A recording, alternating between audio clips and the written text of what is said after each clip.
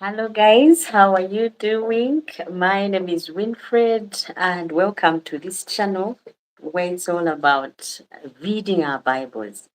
I need to see how my orientation is. So, allow me to have that time to adjust, see how my camera is doing.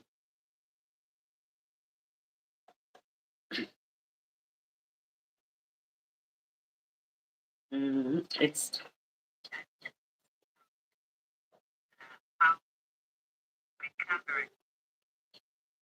just a minute.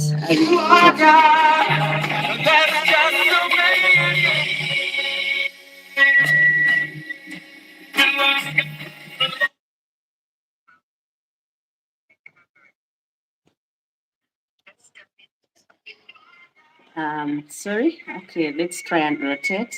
See how it looks. Sorry about all this, guys.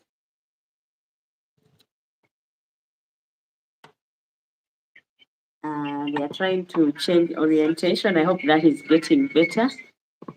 And it has to be centered as well.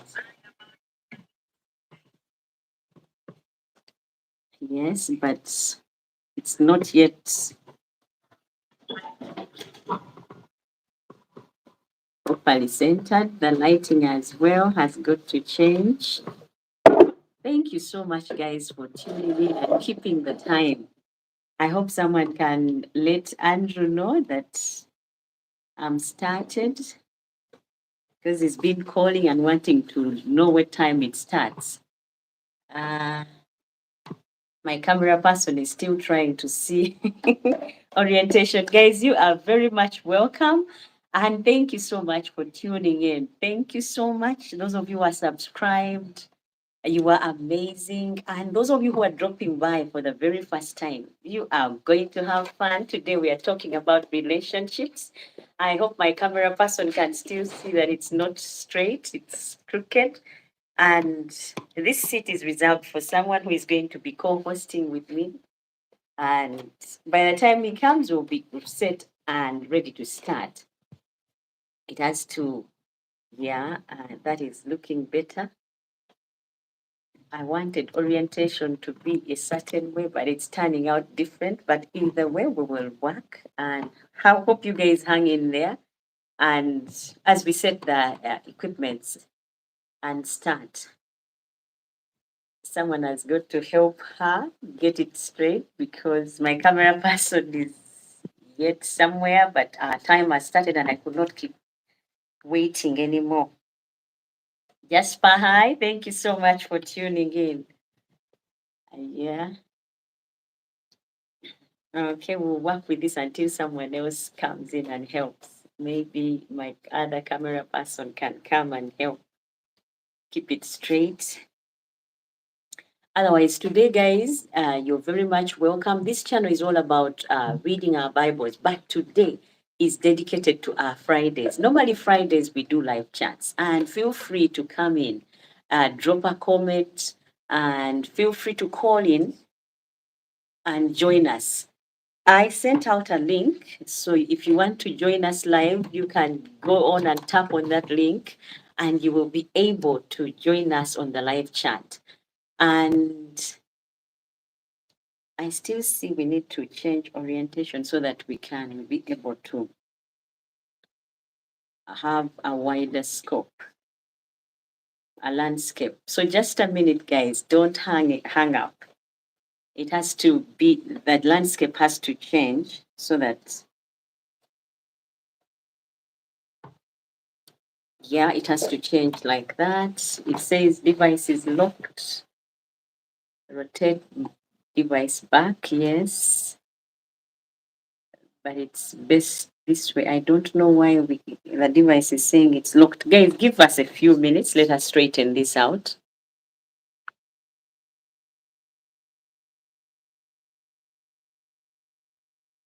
Okay, I think we just have to stick with the other kind of setting because I thought the other one would be good because it's two of us.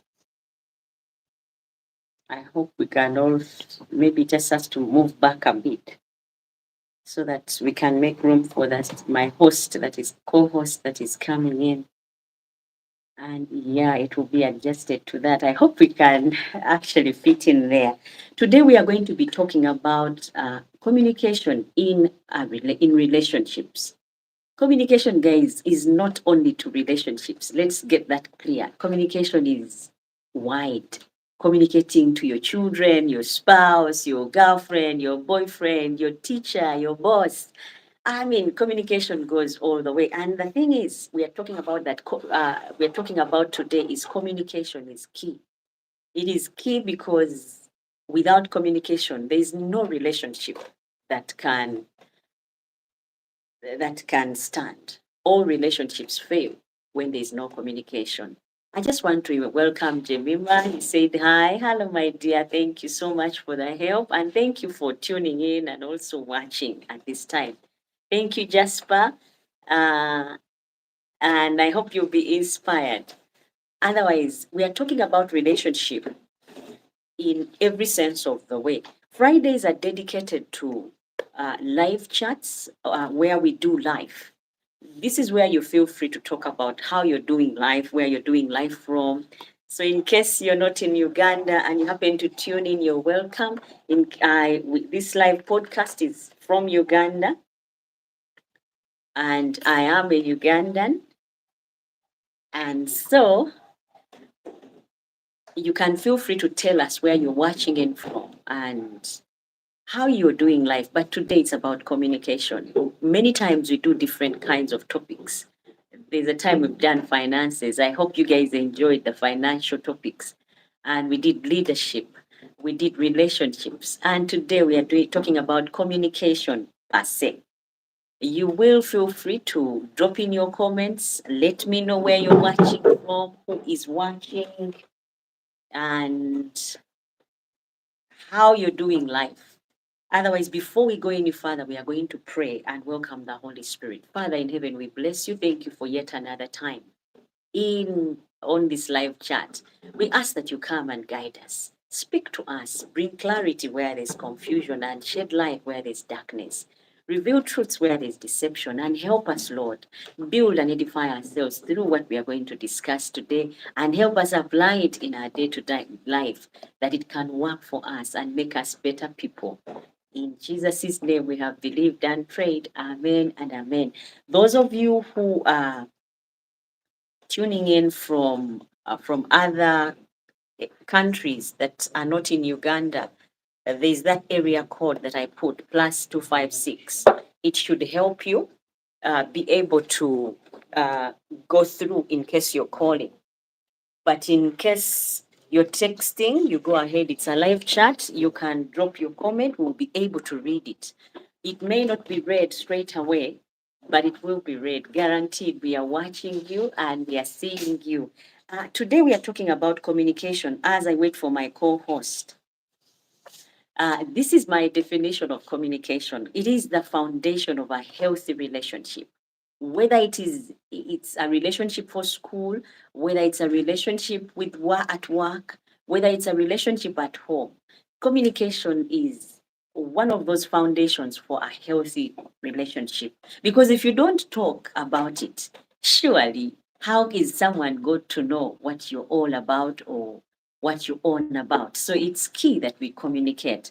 As I wait for my co-host, I know he's winding up and trying to come, but that's just the intro of what communication is. Now we are going to be talking about different things when it comes to communication, like the aspects of effective communication. That one we are going to handle.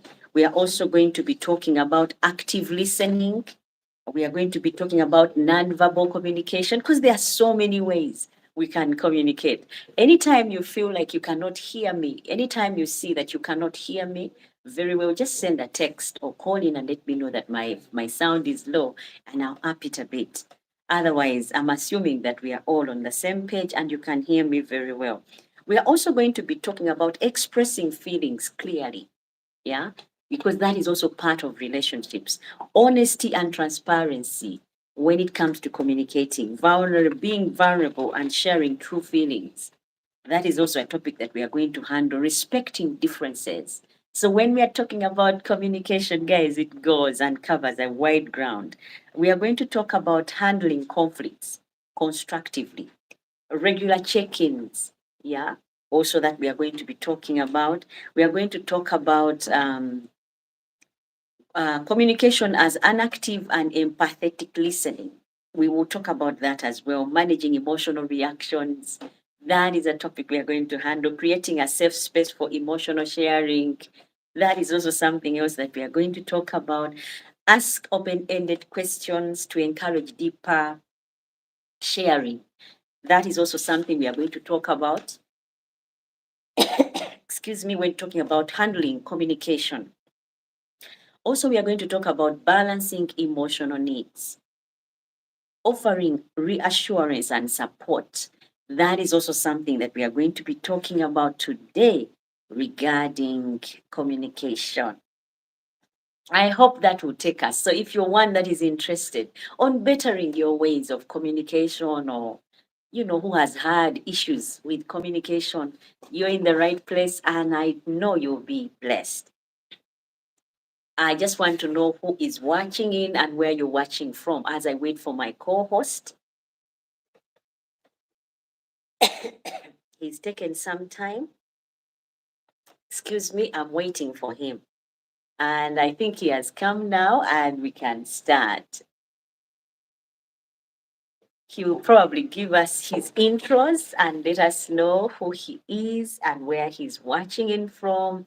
Sorry, who he actually is. He can just say briefly about himself. A camera person has got to help us. That's all. Just go to it. I think you need to be, there you have it. Okay. I think I'll do this. Okay. So we are talking about communication. Communication covers a big ground, yeah? But before we do that, you just have to tell us about who you are. Just brief. Okay. Hello, everybody. Thank you so much, Winfred, for having me on your evening live broadcast. As I feel welcome, I also welcome our viewers. Yeah. It's a wonderful topic today, communication in relationships. Yes. Alan. My name is Alan. I do some financial consulting, streamlining internal control issues with organizations and things like that of that nature. But I'm very glad to be here. Thank you for having me. You're welcome. So we are handling communication today. And this is what I said about communication, that it's the foundation of a healthy relationship. I mean, if we do not communicate what is on our hearts, there's no way people can be mind readers. Not everyone is a mind reader, as they can know what is going on with you. Say, like, you're quiet and you're sad in the corner, you choose to eat too much, and that is your way of saying something. Well, relationships that are healthy do not come off very good when you don't communicate. Communication is very key because that helps you to have a healthy relationship.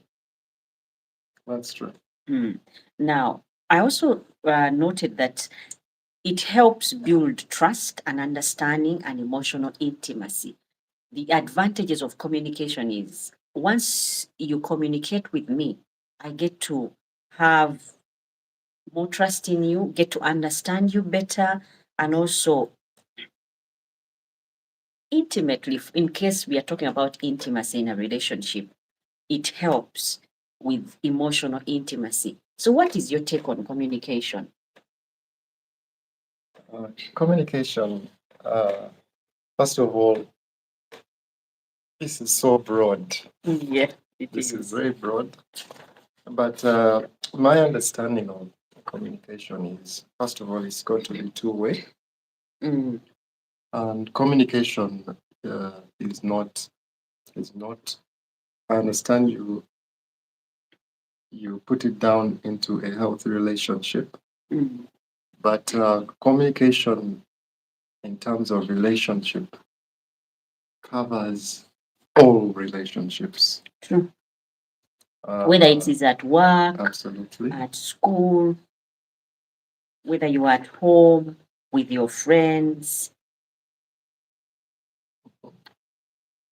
Communication is very key indeed.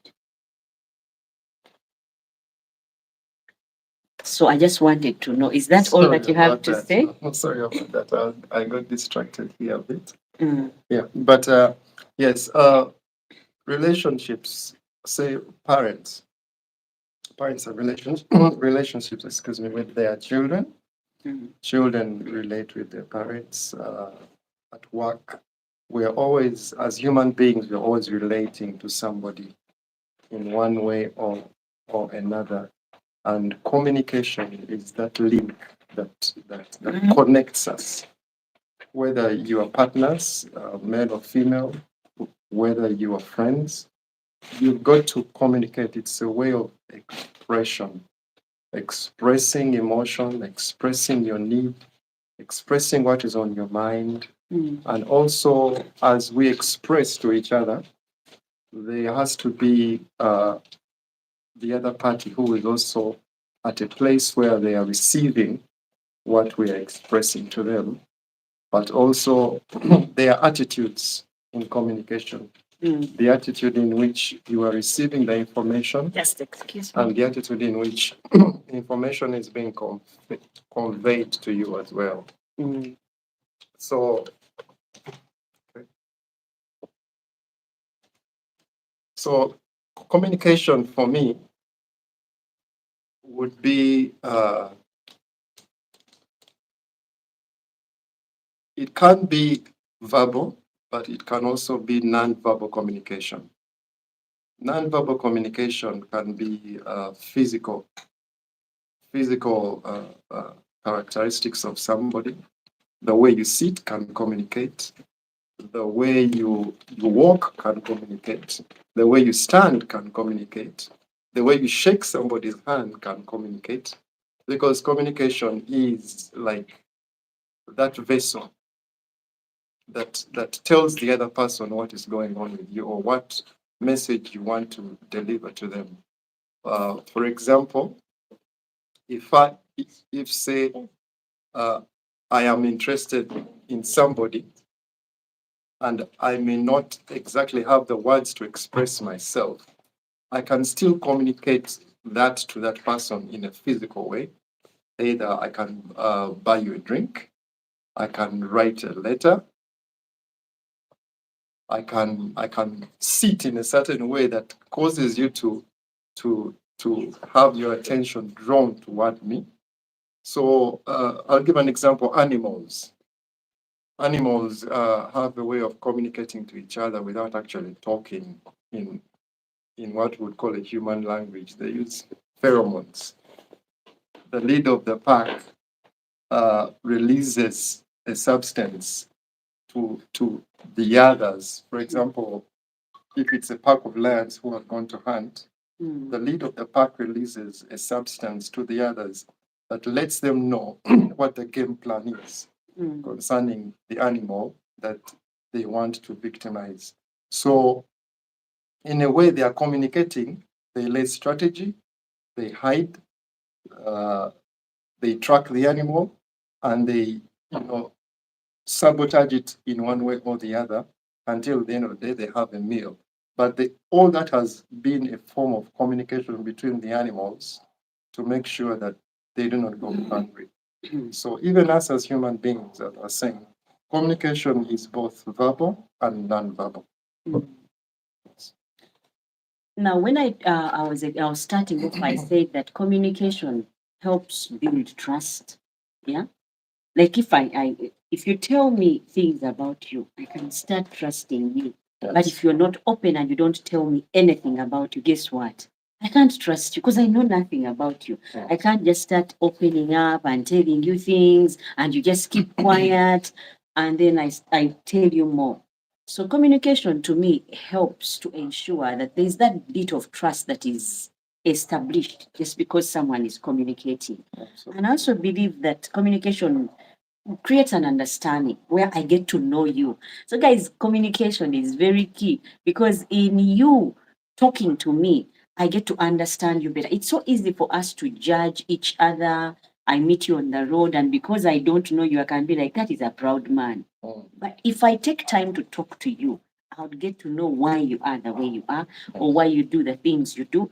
And that is one thing, guys, that we can be assured of that communication does. It creates understanding and also trust. And also it creates emotional intimacy. When it comes to those in relationships, if you open up, if you show yourself vulnerable, then I can trust you more. I can, because then I know, oh, when he's like this, that means he's hungry. Or when she's like this, that's when she wants a new bag, you know. But when you don't communicate, there's no way I would actually know. We are human beings and we each have individual minds. And there's no way I can guess what is on your mind except you tell it to me. There's someone who has sent a message here, if you can read it. This is from a little one. I'm with Chaquintos and Lady Killer's granddaughter, King. This is what they all look like. Slow Society TV on YouTube in the West. Thank you so much, Little One, for your comment. And thank you so much, Adam Alex, as well. You're welcome to the live chat. Yes. Now, the other thing we are going to talk about are the aspects of effective communication because there are different ways you can have effective communication. One of them is honesty and transparency. If you're honest about what you feel and who you are, yeah, it brings about and you're transparent about what you're really about. Thank you so much, Jamie. Uh, thank you so much for the technical work you have done. uh, if you're transparent and if you're honest in a relationship, if you like something, you don't hesitate to say that I don't like this. If you like it, you say I like this. I think that also helps to strengthen a relationship, whether it is between a teacher, a disadvantage. I don't know where you guys are watching in from, but we are in Uganda. It's different. When you have your teachers and you tell them things, the truth about what they've just done, they will not take it very well. Different societies handle communication differently. Like in our settings in Uganda, if you are a kid, you can't just come up and say anything to an elder person. You have to, carry them in high regard and you watch what you're going to say to them. They can even blame you for something you didn't do. And you can't stand up and say, well, I didn't do this. But in order for us to have better relationships, I realize something that even the kids that we have today and see as kids, they grow up. And once they do grow up, then they start expressing their feelings. Sometimes all the pain that they've carried over the years is when it's pulled out. And you get to know, oh, I hurt her. And you don't even remember that you actually did that. And the reason why that is because we tend to dismiss other people and we don't communicate as we should ideally communicate. So I think when there's that aspect of how to effectively communicate.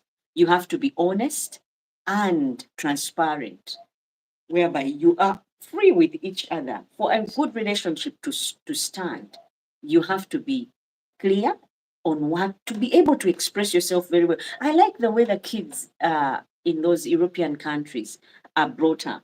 They are expressive. They tend to ask them a lot. How does that make you feel? How do you feel? And so it gives them room to also be individuals and put themselves out there. So that is something we shut ourselves on here. And I think it's not right for us to be doing it that way. What is your take on that one? Expressing yourself, honesty and being transparent. Yes, Have you got any examples? Any? Sure. Because I think if I may bring it down to our upbringing, especially in many African cultures, Mm. when we're growing up as children, we're always told to keep quiet, Yes. don't say anything, you know. So you find that a lot of abuse goes on with children Yes. because they don't have that open space to communicate what has happened to them, what is going on in their lives. So you find that parenting now becomes a bit difficult because you're trying to draw something out of a child and the child does not feel like they have a safe space with you. True.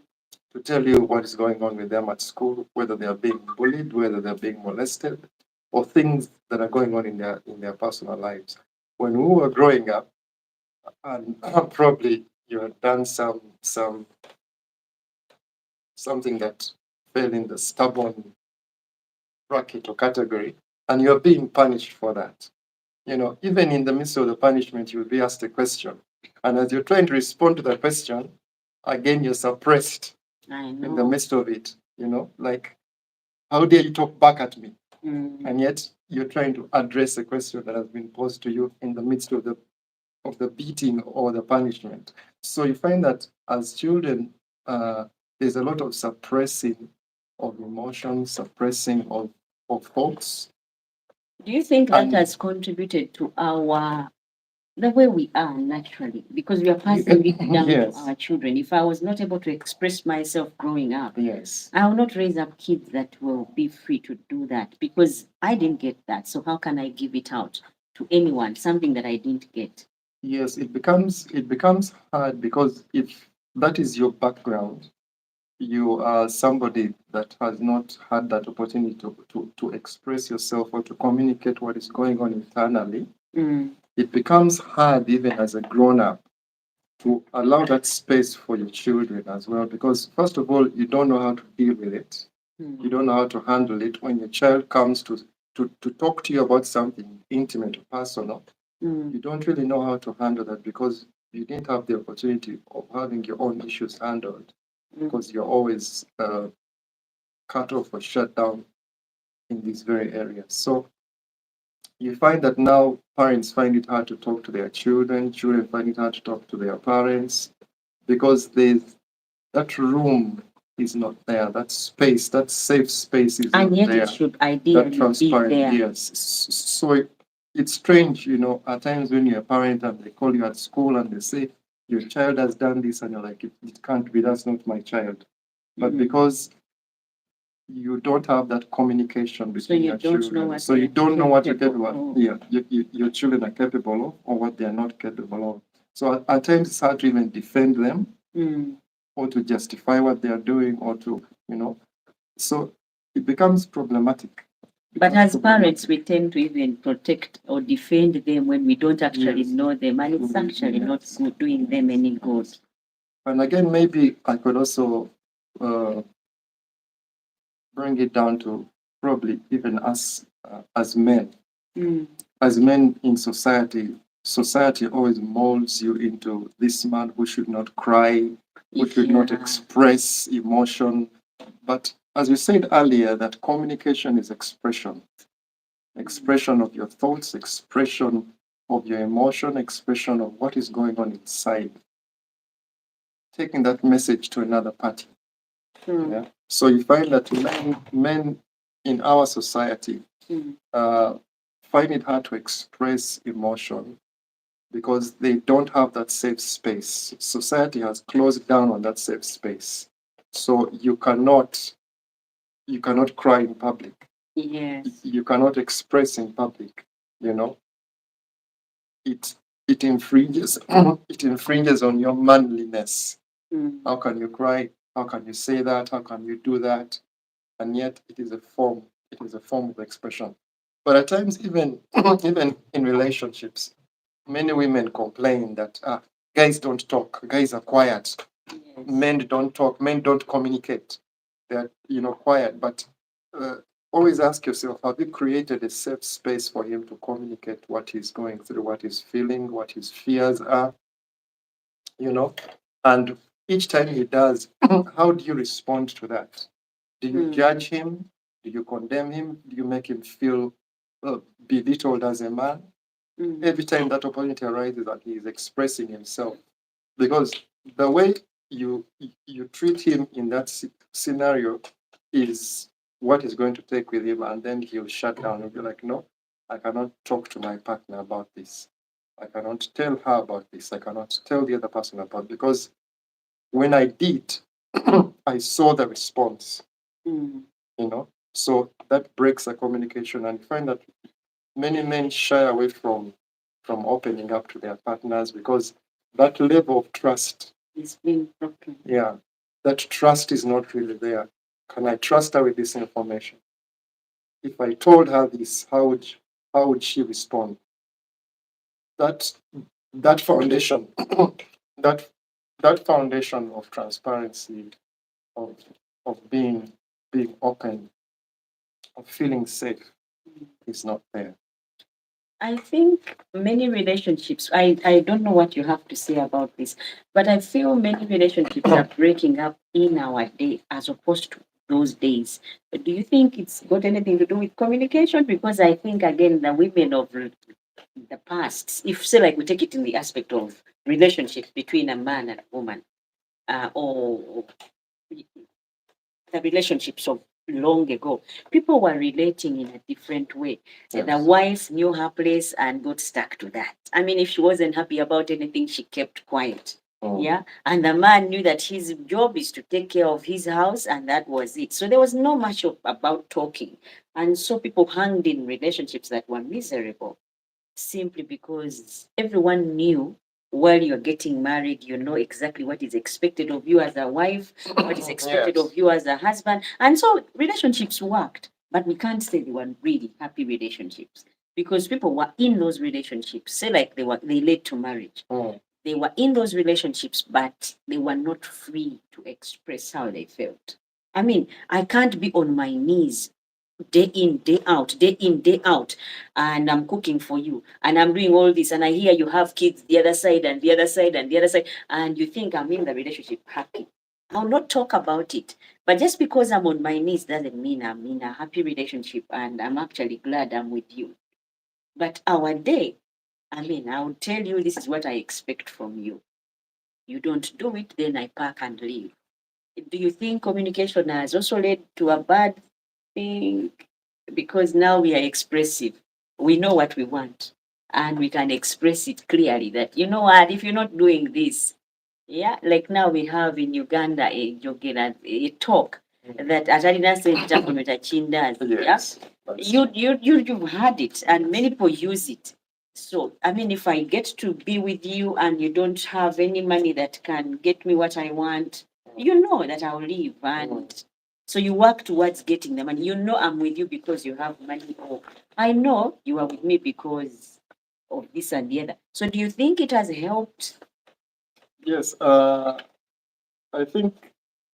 Excuse me. I think those who were before us, our parents and their parents, I think for them they had clear roles in their relationships. The roles were defined that I'm a wife, this is my role. I'm a husband, and this is my role. And I think they moved well in that regard, in terms of I know what my contribution is to the relationship. Yes, I know what my contribution is to the relationship, and I believe there was communication, of course. Communication had to be there, but what I think we lack for us is our roles are a little mixed up now, and though we may seem to be expressing ourselves more in relationships, we are not using, if I may say so, we're not using wisdom in the way we are communicating to each other. So, wisdom, what do I mean? Uh, that man in your life is still to be respected. Mm. So, when you speak in a disrespectful way, it hurts their male ego as a male or as a man. Though you have expressed yourself, but how have you expressed yourself? So That is you where the wisdom comes in. And I think now in this generation that we're in, we are very opinionated, We are very exposed. Is it bad for us to speak what we, has it led to the downfall of or breakup of many relationships, or has communication been something that is working for our day? I think I'll give you an example. You find that many men find it find it a bit difficult in relationships because women expect men to read their mind. So you are in a relationship, you're not saying what you want the other person to do or to to be, but you're hoping that she will read the signs or read your mind, but you're not communicating. So men are not mind readers. You have got to say, you've got to express, you've got to tell the guy, listen, this is what is working for me, this is what is not working for me. You know? So though we have all this going on, the opinions, circular things going on, all these movements, the feminist movements, when we forget that this person you chose to be in your life, the number one thing he really wants is your respect. But because you're corporate, you have a big salary, you have this and the other, you command a lot of respect elsewhere. But when you start to disrespect him in your relationship, that relationship is not heading in the right direction. So that's why I said it is good to express yourself, but package that expression in a wise way. Yeah. Package it in a wise way. Say what you want to say in a way that is not hurtful because you would not want the same returned back to you. Now, there's that aspect, actually, I had written it down, aspects of effective communication. Expressing your thoughts and feelings openly but respectfully. Yeah. You express yourself, what is it that you feel? And how can you put it out there in a respectful way? Because there are so many ways, like you have said, we can deliver information or communicate. But the aspect of respect, guys, is very key when you're going to communicate, even at work. Remember, communication is not only for home or for relationships between you and your girlfriend or between you and your boyfriend or husband or wife. It goes a long way. I'm going to communicate to my boss. I'm not happy with my salary. But how am I going to package myself that even my boss gets to hear me? That he gets to, think through what I've just, put before him. So it's, again, like you said, wisdom, how you put it out there. So we should all ask for wisdom if we don't have it from God on how we should deal with situations, especially when it comes to communicating with anyone. Because remember, communication is the foundation of any healthy relationship, whether it's between you and your children. I'll give you an example. I mean, this thing that was going viral for you on WhatsApp about this maid that was actually abusing this child. I mean, it was big time news. But this kid had gone, that wasn't the first time that it was recorded that it was happening. It must have been going on for some time, but it just so happens that this time the mother of the child had recorded it. And that is how the whole world got to know. But this child was going through this, and the mother went to work, came back, went to work again, came back. I mean, we don't know how long this was going on for, but it had been going on for a while. Now, that means even this maid that was torturing this child had silenced this girl, and the kid was not able to say anything about it. And because we don't work at relationships with our children, letting them express themselves, even when it comes to bigger people, I mean, for a child to be free to talk about what the other one has done, whether it is wrong or right, because once we silence them, they are bound to take so much things they shouldn't even be taking on simply because they are silenced. And I think it's learning, it's key that what he had just said, to express your thoughts and feelings respectfully. Whether it's a child, you give them their respect because they won't be young forever. These kids grow up I remember there is some kid that came to my house one time. He came and he looked like he was wet and timid and scared. And I think she was going through something, but I didn't know then. And after some years, I got to see her much later. And these were not very, very many years, about 3 years down the line. I got to see this girl again, and she was grown up. So it showed me that even for those that we see are kids, they grow up. Today they are kids, but they won't be kids forever. Probably you've met them when they are 15. 3 years after that, they'll be 18, and they will be grown up and able to express themselves. And if you mistreat them now, you silence them now, when they have the platform and the audience to speak out, they'll have so much poison to put out there because they've held on to pain for so long. And that is something we do here in African countries that is not so common in those Western countries. They teach these kids to express themselves at such an early age, and they grow up when they are articulate, they are confident. So you raise up another generation of people that can easily express themselves. Guys, go ahead. It starts at home. We always say charity begins at home, and truly it does begin at home.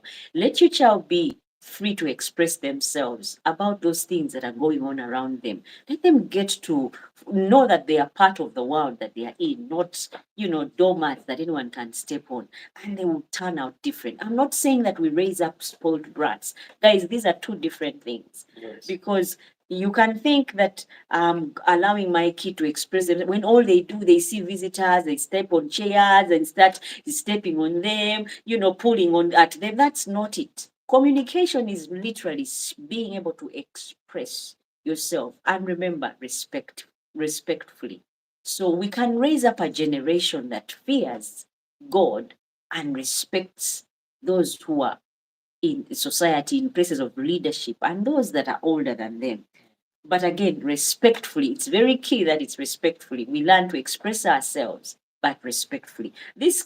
I'll give you an example. This is a channel that is based on the Bible, guys, and it's a live chat. Feel free to drop in your comments, call in, and you will be able to join. And in the link, some of you have got access to the link. Go ahead and tap on it, and you'll be able to join us live.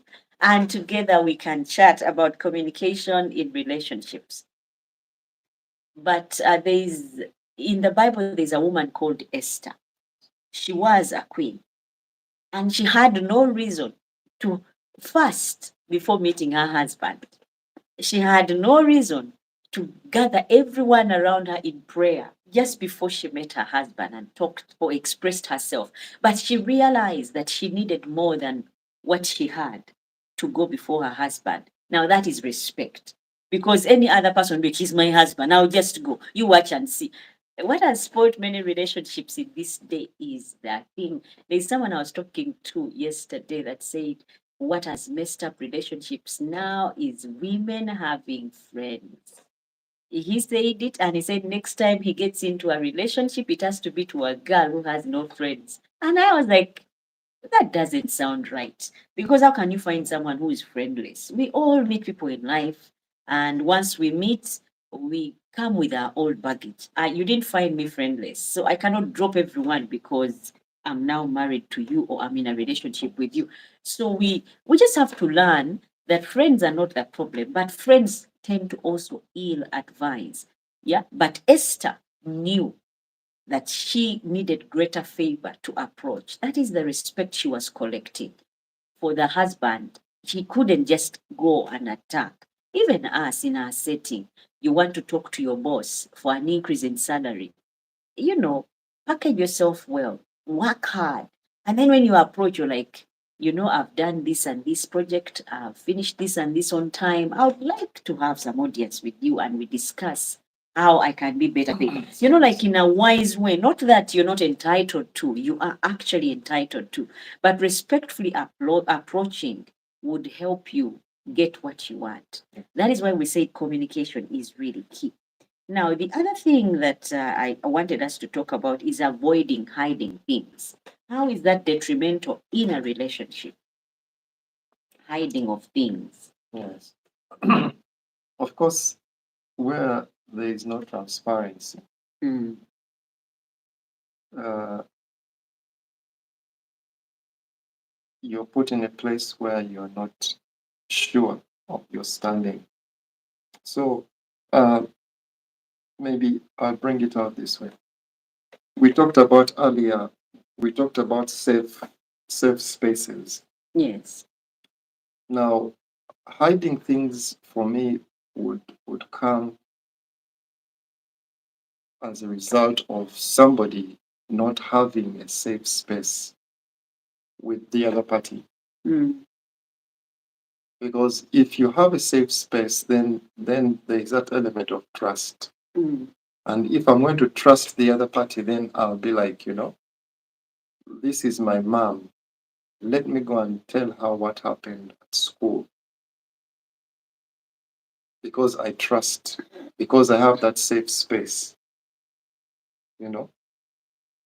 So if there is no safe space, then the child, for example, would feel like, no, no, I'll hide this from my mom or from my dad, or I'll hide this from my colleagues at work.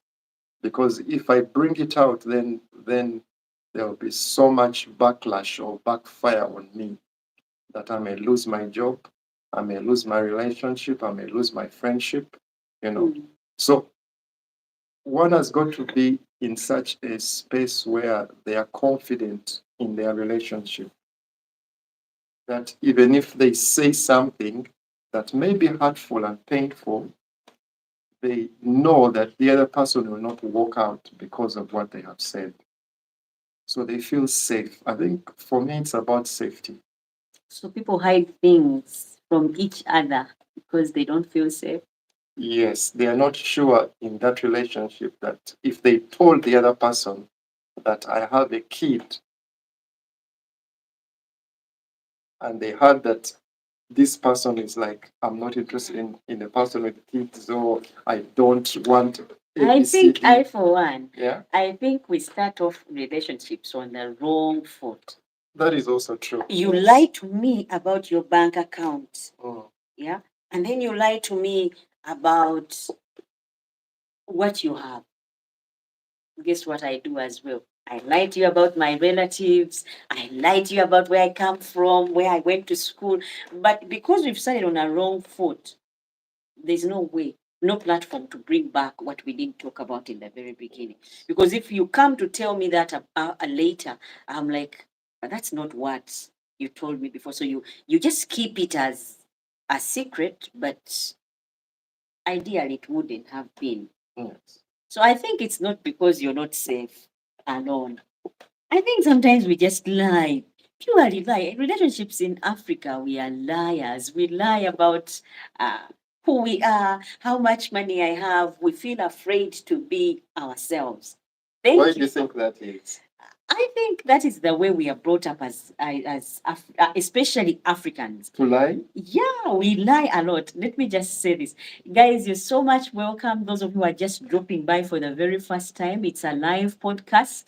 Feel free to drop in a comment. The number is in the description. Go ahead and find it there and call in, and together let us discuss. Today we are talking about communication in a relationship and what are some of the things that are making our relationships fail, and what are the advantages of communication.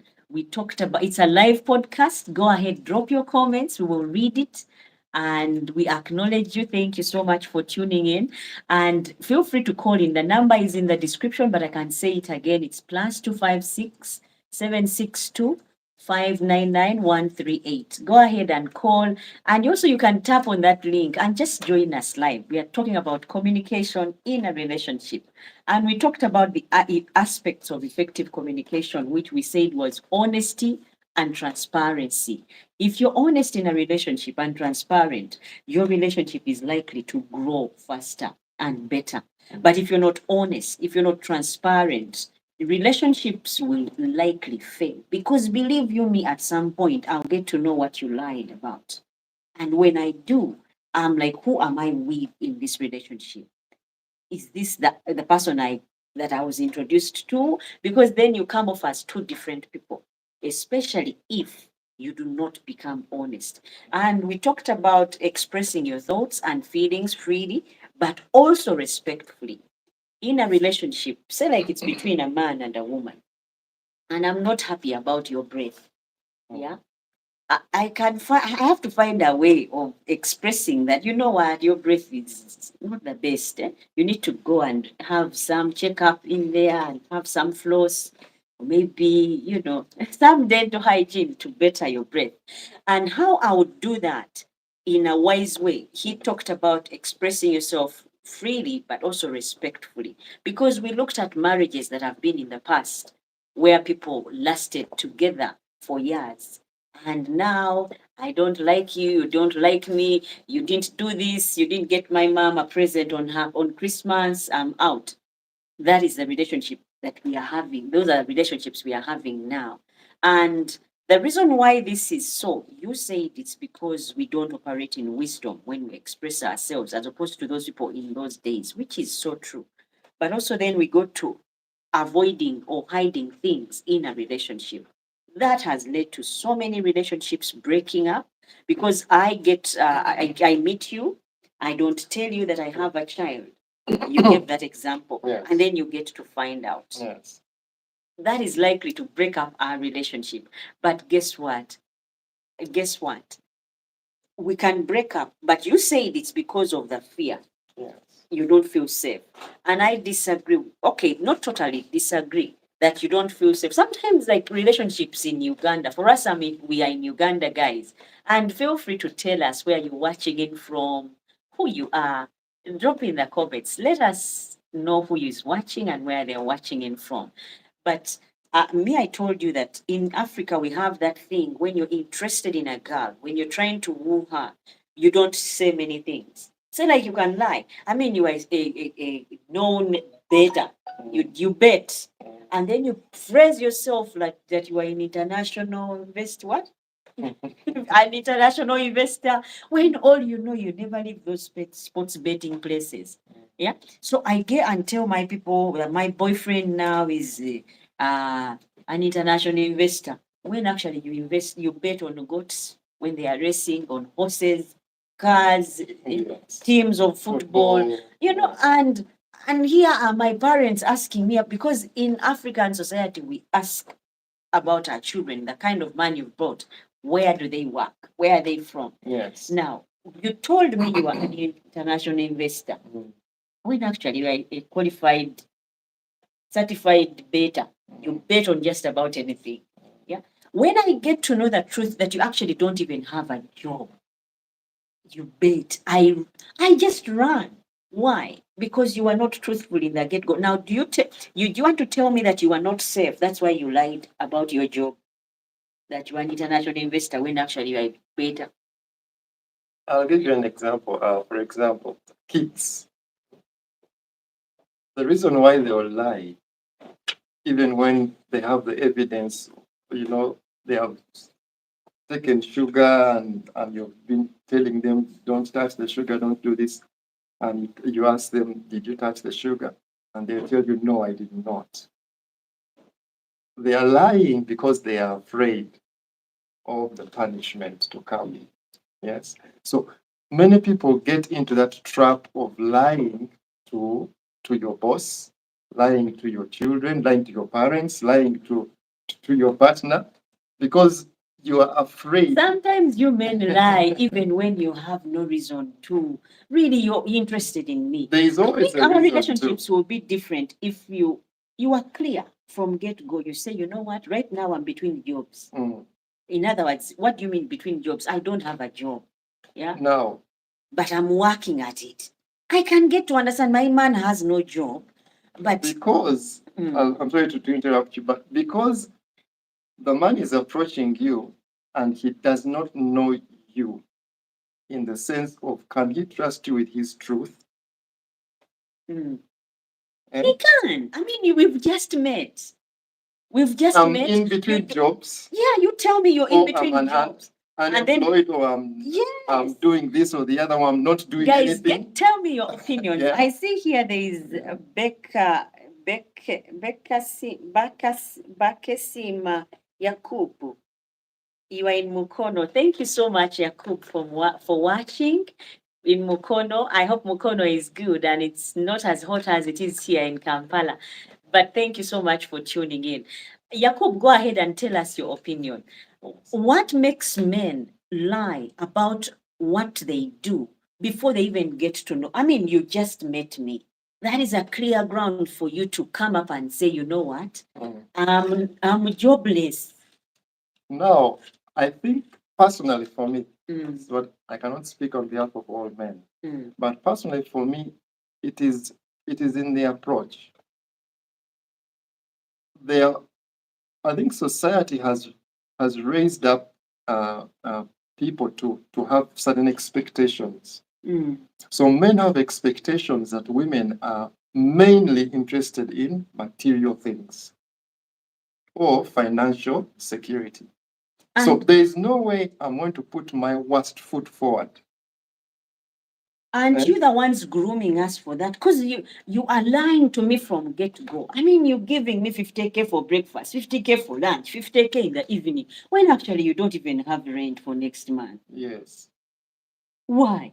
Well, it depends on the person, I think, that is being wooed. If the man perceives this lady to be maybe a certain class of a person, he would not come short-handed. He would want to come with strength, if I may say.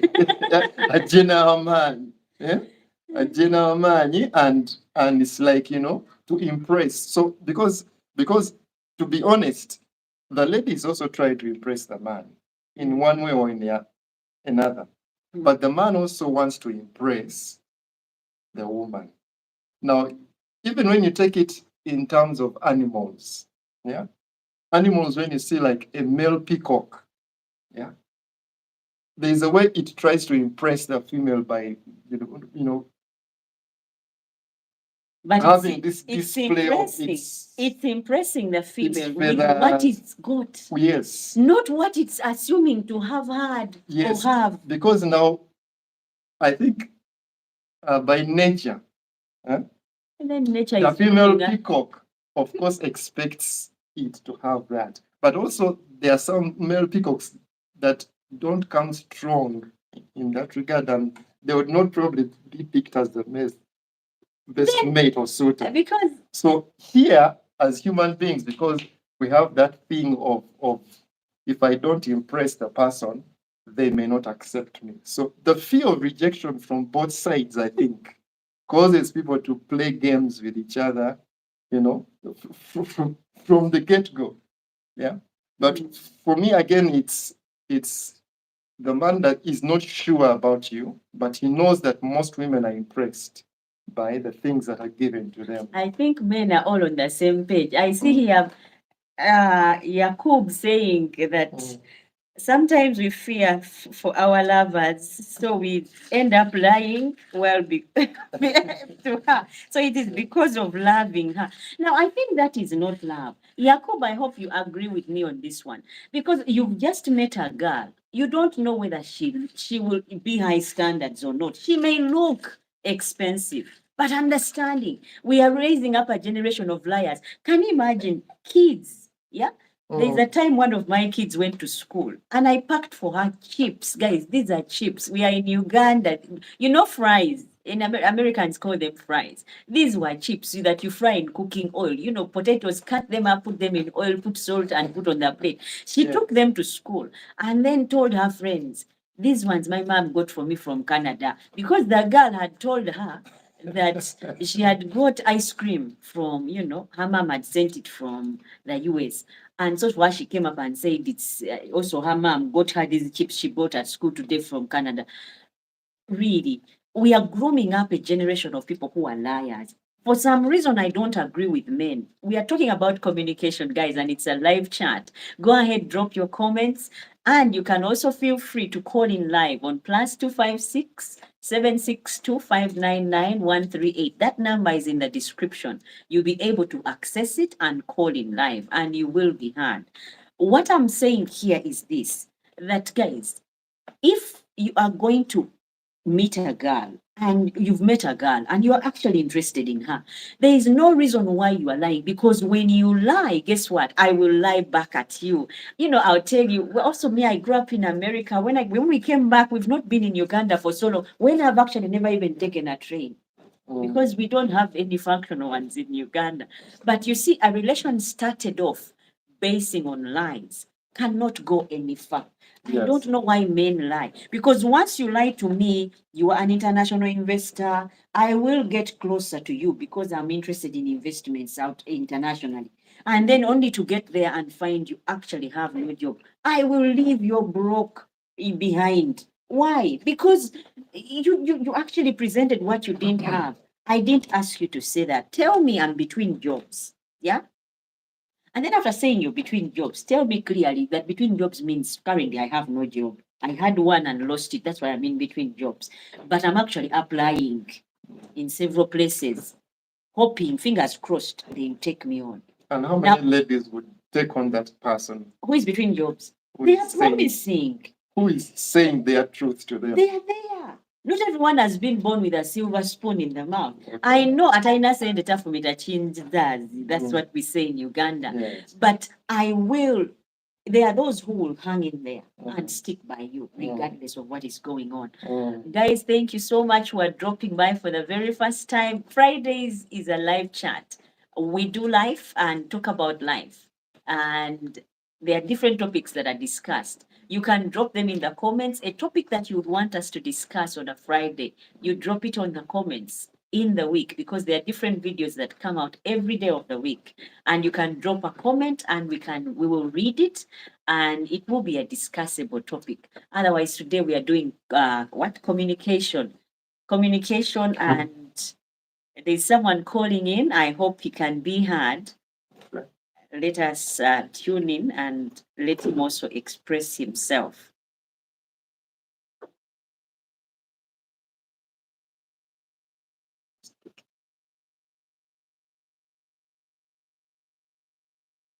Hello?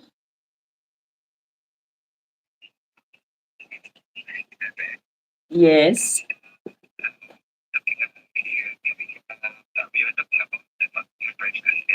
Yes.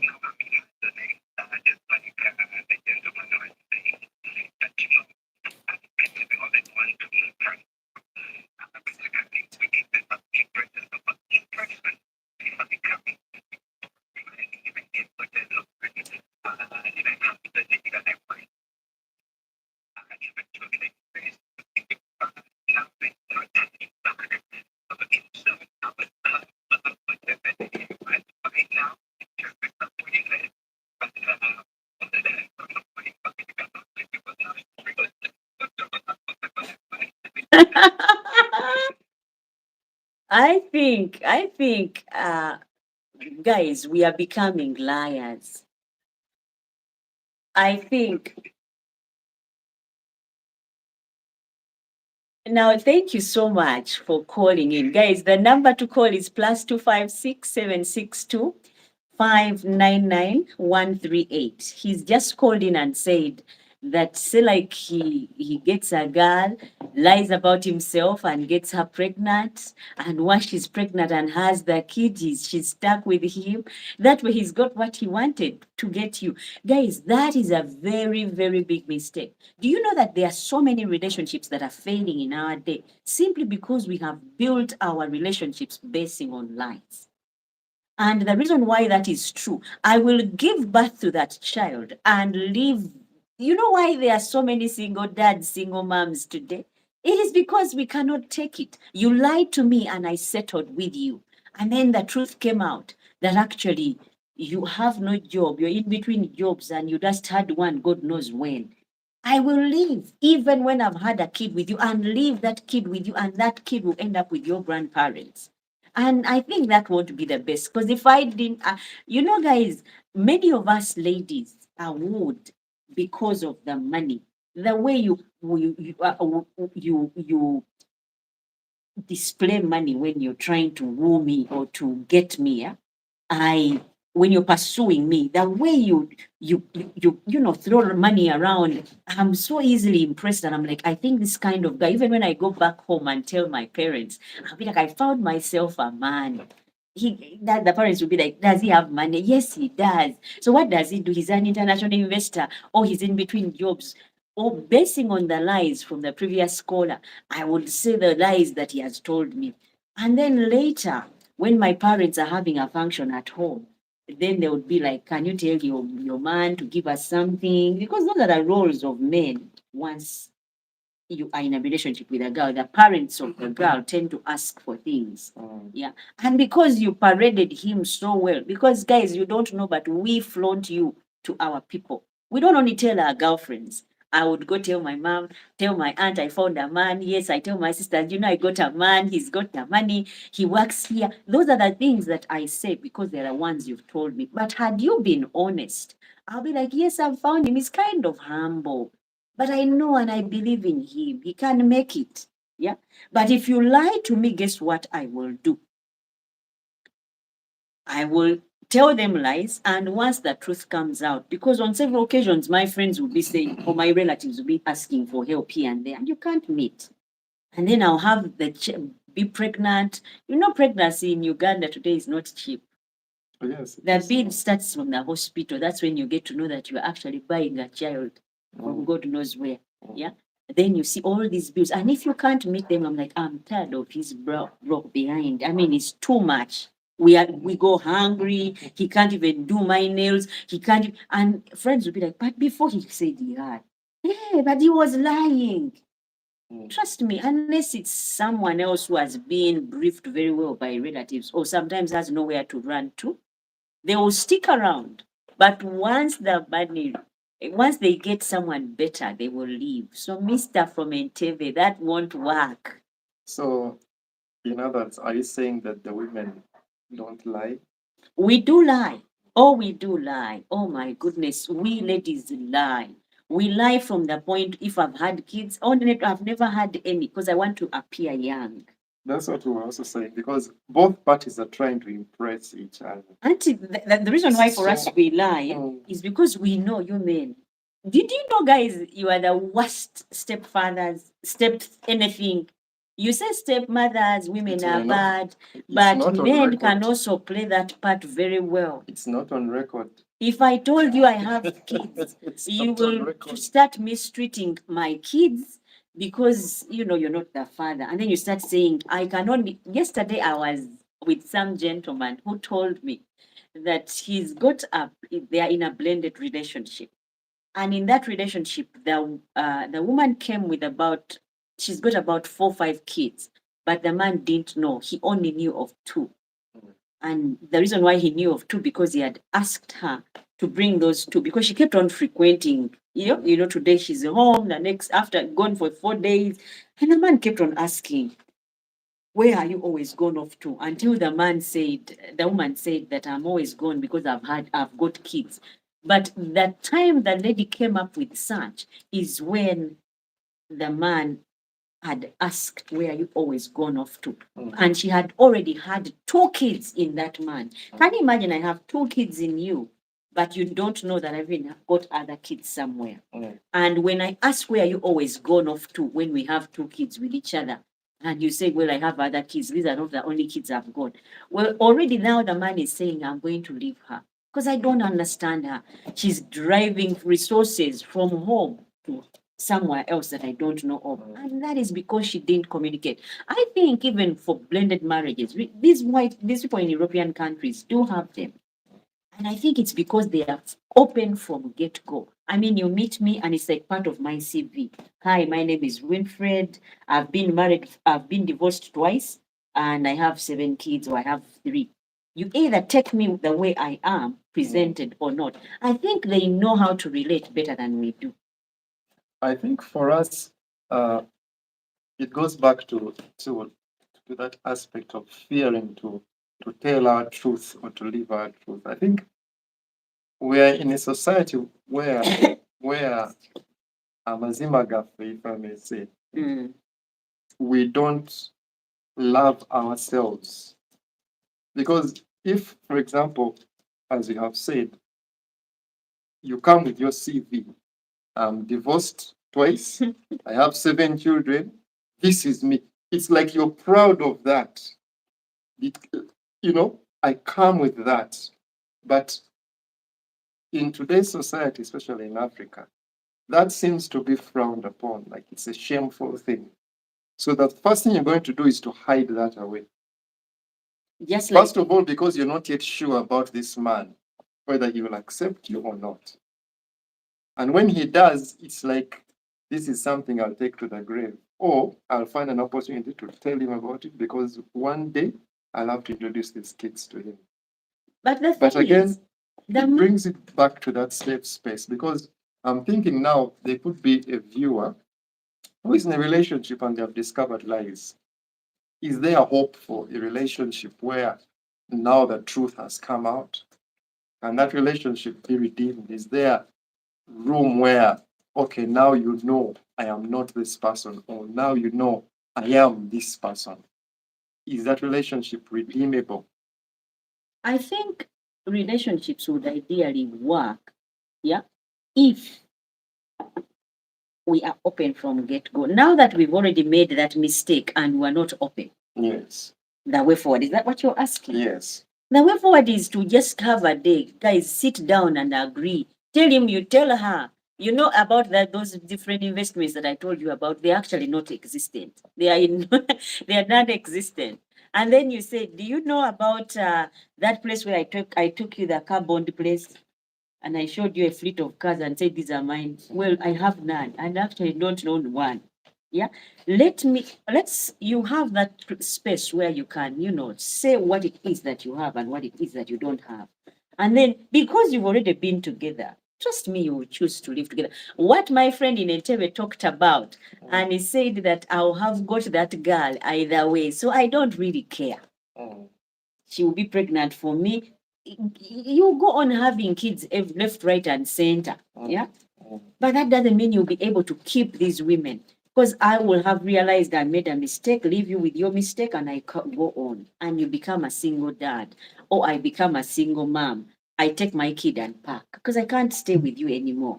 You are not what you said you were. Lies, guys, are not good. Communication in a relationship is very, very key. You need to express.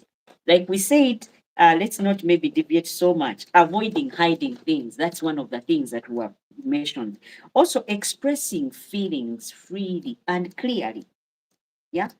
The way I feel about you, if I am able to express my feelings to you, exactly what I feel and clearly, you would get to, probably get to understand me. And if I express my feelings, you'd get to know, oh, so this one feels this about me.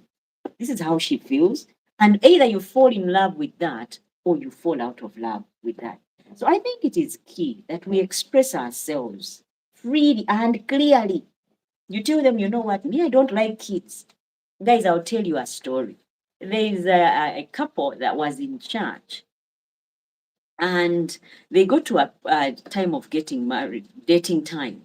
And the man said, I want to take things to the next level. So let's talk serious business now. That is called dating in church. Those of you who don't do dating in church, I'm giving you, a peep through what people do in church. So the man said, I want 4 kids. And the woman knew that she had done so many abortions and the uterus was removed. Yeah, and knew that she could never have kids. The woman kept on toying with him. But 4 is so little. I mean, if we had 6, what do you think about? So the man's hopes were high. He actually wanted many kids, but felt like a middle ground would be 4. Yeah, so he told her, "I want okay. You mean you can carry 6? Yes, why not? Us ladies." When actually she does not even have a uterus. Now, guys, things happen to us. I've seen people. There's a man who took a girl who had 4 kids, and the man had no kid at all. Took the whole family in, adopted all the kids, and they now live in the UK. Yeah. But this girl, had she hidden her kids, the man wouldn't have adopted them. She would have been in UK sad and missing her kids, calling them cousins, my late brother's kids, when actually they are her kids. Yeah. So we do that a lot as individuals when we hide. Now this person that I was telling you about, yeah, I've actually told so many stories that I have forgotten the other first one. But I was telling you about, let me first remember what I was talking about. Um, the gentleman told the lady that I want, so she settled for six because the woman had insisted on even a bigger number. And the man was excited, couldn't wait to start the family. And once they got married, the woman on the honeymoon said, "Oh, sweetheart, come. There's something small thing that I've just remembered." And the man was like, "So what is that you have forgotten?" And he said, "Oh, come and sit here. Let me tell you. You see, when I was young, like about 11, I fell from a tree, and punctured my stomach and hurt my uterus, and they actually removed it, so I can't have kids. But that was on the honeymoon." Guys, is that something you can forget? Yeah.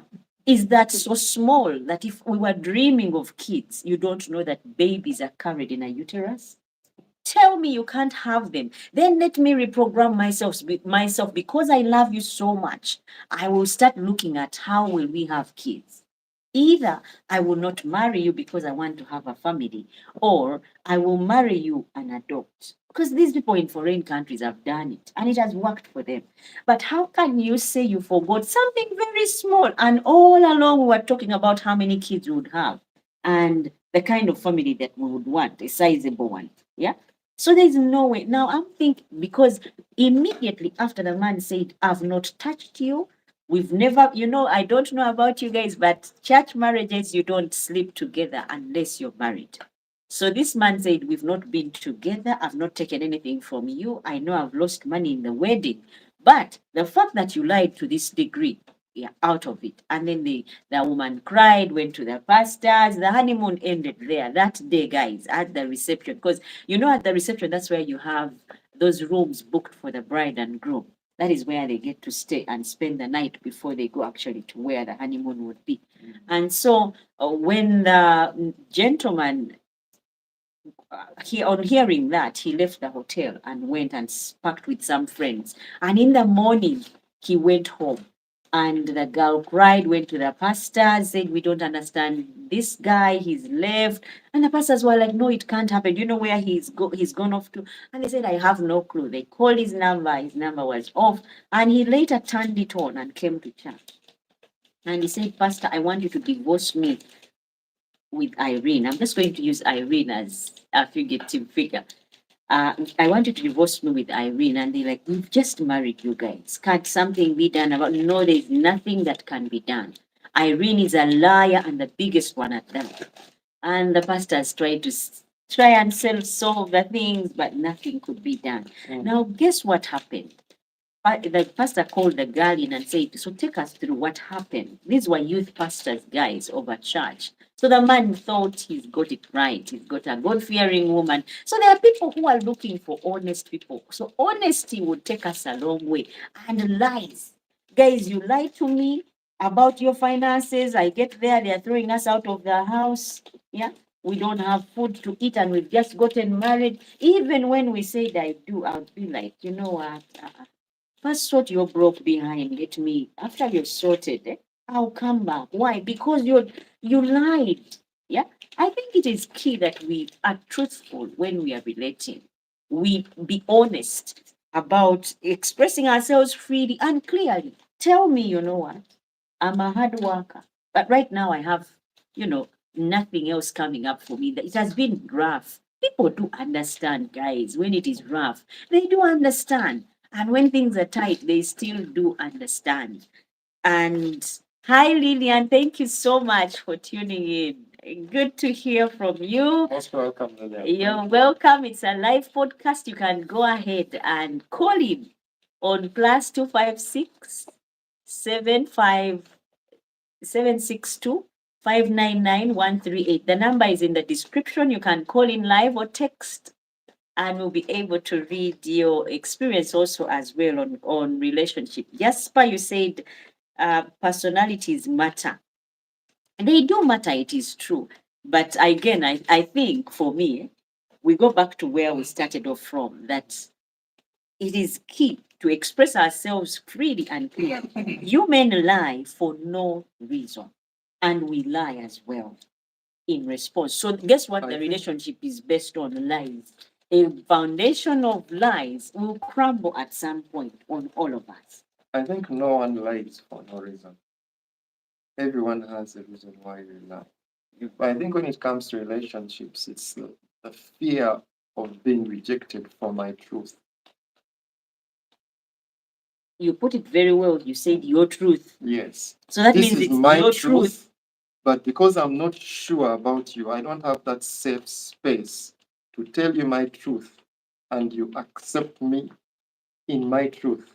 So I will come up with a lie to get to what I want. Yes. But there comes a time, there's somebody that once said that the truth is like a cork of a bottle. You know, like a wine bottle, that cork that you remove. Yes.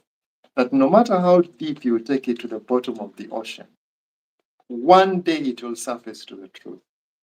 I mean, To the onto the top. bottom. Yeah, Now, if that is It the will case, then you might float as all the well way put to the it top. out. exactly. So it is always better to lead with the foot of truth. Even when probably you know that if I tell this person my truth, then there's a chance they're going to reject me. But then somebody may ask the question that, will I keep telling everyone my truth if everyone I'm telling is rejecting me? Because there are people who do that and they keep getting rejection. And then they're like, you know what? I'm going to tell people something else. I'm from going to today. reinvent I'm myself. going to reinvent myself, give myself a new CV, get a new CV, and package myself like this. If they ever find out,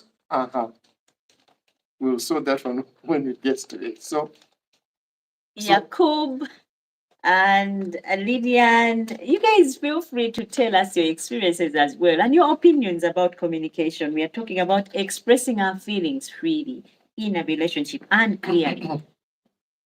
Yeah, feel free, guys. It's a live chat. You can go ahead and drop a comment or call in live, like some gentleman from Entebbe called and said his take as well.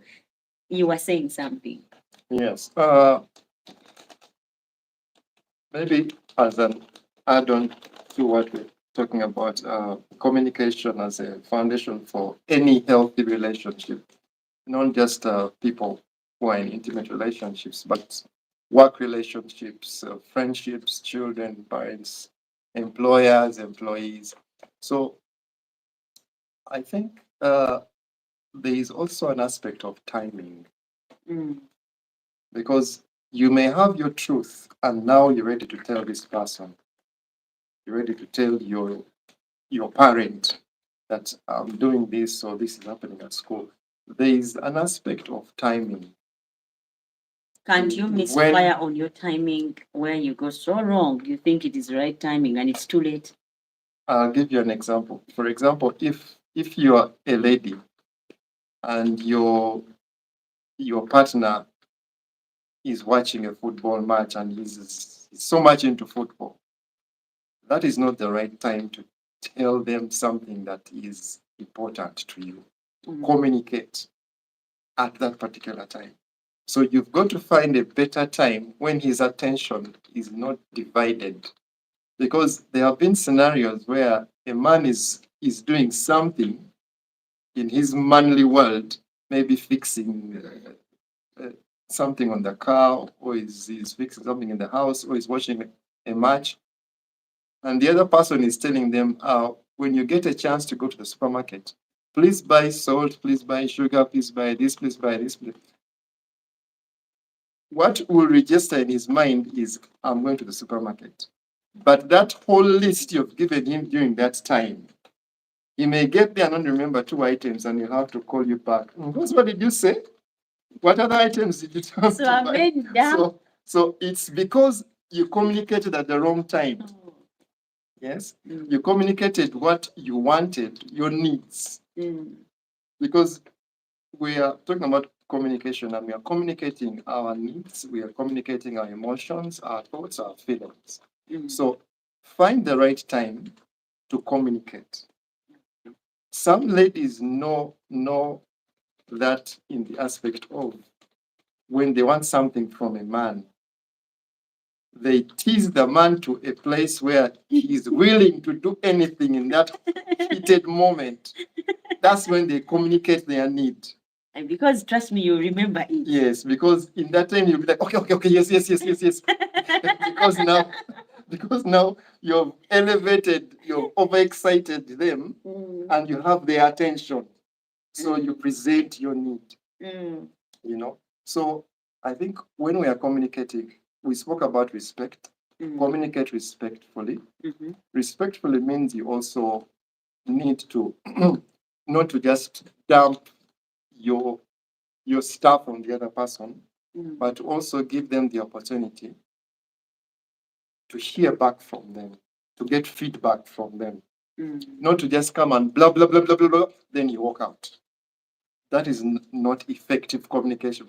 Fine, you have said your mind, you've spoken your mind, but you have not gotten feedback to such a degree that you have resolved your issue. Maybe if it is anger and you're angry at this person, and then you said a lot of things in anger, and then you walked out of the room. You have communicated, yes, but you're not effective, because now you may still have that anger or that resentment because the issue was not talked about. You didn't give the other person the opportunity to say something back in return. You don't even know whether they effectively heard what you are saying. But there is something I've heard that men have a box where you zone off to. That box is actually empty. You're not thinking, you're not planning, but you look serious. I think women also have. And that box, you go there, I'm thinking you're thinking about serious things, but you're actually not thinking, but you have zoned out in a small box that no one can see. It's an invisible one. Is it actually there from a man's point of view? That empty box where you zone off to, and we tell you things, and I tell you how the day began, how I went to school, when I did this, and then I ask you, and then you're like, what were you saying? That means from that very beginning where I started off from, you didn't hear me. And you didn't even hear me to when I concluded. So is that box existing, or it's hearsay that you men have that zone where you zone off to and there's no one, there's nothing. You just zone there and do nothing and think nothing. But you look like you're serious, you're doing, but you're actually not planning, not thinking, not hearing. I think if we have a box, then I think also the ladies have a box. But I would not want to call it a box. I think it's just a place, a state of mind. Because I'll bring it back to you. If you keep talking and talking and talking, and you surely are not even mindful of the person you're talking to, whether they are even listening to you. Because you can even go into the next room and you're still talking, and you're doing other things and you're still talking, and you've left this person in the other room, but you're still talking. Are you really talking to that person, or you're just having that opportunity where you are also in your own zone? It doesn't matter if the person is hearing what you're saying, but you just have a need to talk. Well, you did answer me that about the books. Tell me about the books. As men, I think you lose us when we have lost, is it touch, or you're not hitting at the areas of interest, or we got the information out of the many things you said that we feel we wanted, and we kind of like, that's enough for me. While I still continue talking. While you still continue talking. Because it is like sieving out what is more important.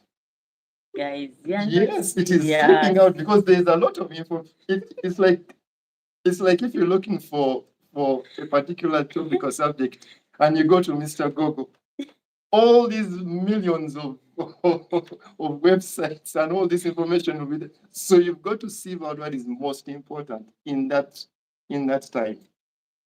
And now Lydia wrote in and said, I agree. Communication is a two-way process. Where it's a two-way. I don't know whether you're agreeing with him or agreeing with me. Yeah, because these men have those boxes where they go and they are very serious. You look at him, he looks like he's in the middle of something, but actually that box, there's nothing. He wasn't thinking, wasn't listening, not even planning, but he's just there. And then you tell him all these things, and then after that he's like, so how was the trip at school? And you're like, all this time, who was I talking to? Because he was right there, but he didn't listen. So I don't know whether when you say you agree, whether you're agreeing with him or agreeing with me, yeah, about that communication. Lillian, get clear on No, I that think she's one. agreeing with me because No, I don't think so. because this is why if you're truly interested in me hearing what you are saying, then I think part of communication is also reading the body language of the other party that you're talking to. Mm. So you can know that this person is actually now listening or they have zoned out. But at times it's like maybe some females don't even care whether the person zoned out or not. They just have the need to continue talking. Because it's in us to express ourselves. We don't hold so much in there. If there's we are more of emotional people. Yes. Then you guys are more of feeding people. You feed off what you see. Your things are just. No, I think for us, we are more of get to the point. Okay. And you're more of going around the point. So once you're going around the point, then we zone out until we feel now you've gotten to the point. So all these other things you're saying, we're just flying over until you got to the point. I hope now let's move. I hope you men you've been really represented. I don't think I'm fully represented, but just my personal opinion. Okay. Just my personal opinion. Now the other thing about the aspect. That's why I'm sorry to interrupt you. That's why some people say women talk too much. Why? And communication is key. But they are just talking. They're not communicating. Because if you're communicating, then you care that I'm listening and you would want a response. And you'd read my body language to know that now is the good time. Now is not the best time. He's not listening. He's not paying attention. Then I'll bring this up maybe later when I have their full attention.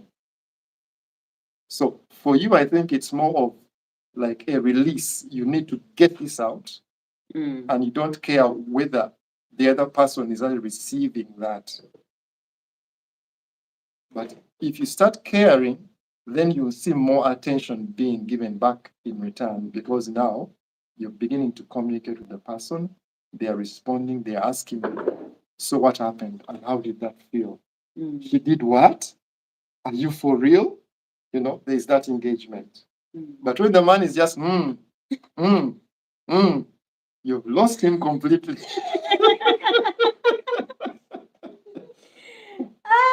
Now another thing that I wanted to say is about, guys, we are talking about aspects of effective communication.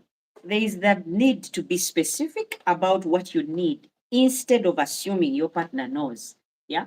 You need to be specific about what you need instead of assuming. You say, like, now, I can assume, since he knows it's Christmas time, since he knows it's Women's Day coming up tomorrow, he should be getting me something. I'm a woman. Yeah. I can assume. Yet men are the most forgetful people I've met. You men, I don't know whether you forget deliberately. There's a gentleman that I watched on some YouTube video who didn't even know their children's birthdays. Not even class teachers, not even where the schools where they go to school, but he pays the fees. I guess maybe those European countries where you don't pay fees and you're just enrolled. But how can you be so, I don't even know how to put it, that you don't even know your children's birthdays? And you ask him, how old are you again? Where do you go to school? Oh, and you're the father. Yeah. So I think it is good that we be specific. Yeah. When we are expressing our feelings, be specific about what you need instead of assuming your partner knows. Now, like tomorrow is Women's Day. I can be there assuming my partner knows that it's Women's Day and so I deserve a present. and you watch him sleep the whole day through. He says it's my day off because tomorrow is a public holiday, and he sleeps waiting for breakfast, forgetting that it's Women's Day and you actually need that breather, and you are expecting him to make you dinner, make you lunch. It's key that we be specific about what we need instead of assuming our partners know. What do you think of that one? There's a comment. Okay, Lydian wrote a comment in response. I hope you can read it. Yes, this is Lillian. She says, in agreement with him. I told you. Oh my goodness. I think, Lydian, you are I told on you. the wrong side of things. You're supposed to be in agreement with me. You see, she says, effective communication requires feedback where the other person responds to confirm understanding. Without this exchange, communication becomes one-sided. And that's what we're talking about. That is that fine, you're angry, fine, you're bitter, fine, this is happening. But for you to release that, and then you walk out of that situation, you walk out of that boardroom, you walk out of that meeting, you walk out of that room, wherever that room may be, you've not been effective because you don't know what decision is going to be made by the other person who you dumped. I would call it dumping. You just dumped all those emotions on. Because say it's your boss and you're like, I'm tired of this, I'm tired of the mistreatment, and then you walk out. Have you been fired? Are you still on the payroll? You don't know all that. You just walked out of that office. But if you stayed, and as we said from the beginning, communicate respectfully, allow the other person to hear you, and you who is hearing actually listen, because out of listening, then you'll pick up on other things like emotions. Because when people are speaking, there are emotions that you can pick up on. Sadness, you can pick up, when someone is just talking with you and you're actually listening, you can feel the sadness in their voice, in their tone. You can, pick up on so many other things. So effective listening also contributes to healthy communication in any relationship. So, what have you got to say about being specific about what you need instead of assuming your partner knows? Yes, I think we hinted slightly on that one, that this I think applies especially for the ladies. I know tomorrow is Women's Day, but Happy Women's Day to all the ladies out there. yes, it's not yet there, but Yeah. Just in case, if I were a guy and chances I will forget. Note it, guys, from here. It's Women's Day tomorrow, and wish them. Now that it's midnight, that way you won't have missed the day. And you just have to wake up and make breakfast. That would sort so many things. Yes. So this mainly, I think, would apply to the female. Even the gentleman. Also, you tend to assume. I think because I'm a woman, I'm expected to cook. Because I'm a woman, I'm expected to know how to take care of children. You are assuming. You didn't actually ask me, do you feel it in you to be cut out to be a mother? Can you cook? Yeah. It's not good to run a relationship on assumption. It's good to express yourself and, to be specific about what you can and what you can't do. Just because I'm a woman and it's known that women build homes does not mean that I can actually cook. I can take care of kids, I can save, I can plan. I could be all this good and put together. But guess what? That is all that I can put on the table. And the rest, someone else has got to come in. So it's not only the ladies that assume, but also you guys assume things about us ladies. I'm here to make it balanced for both ladies and gentlemen. I think for me the part of assumption would come where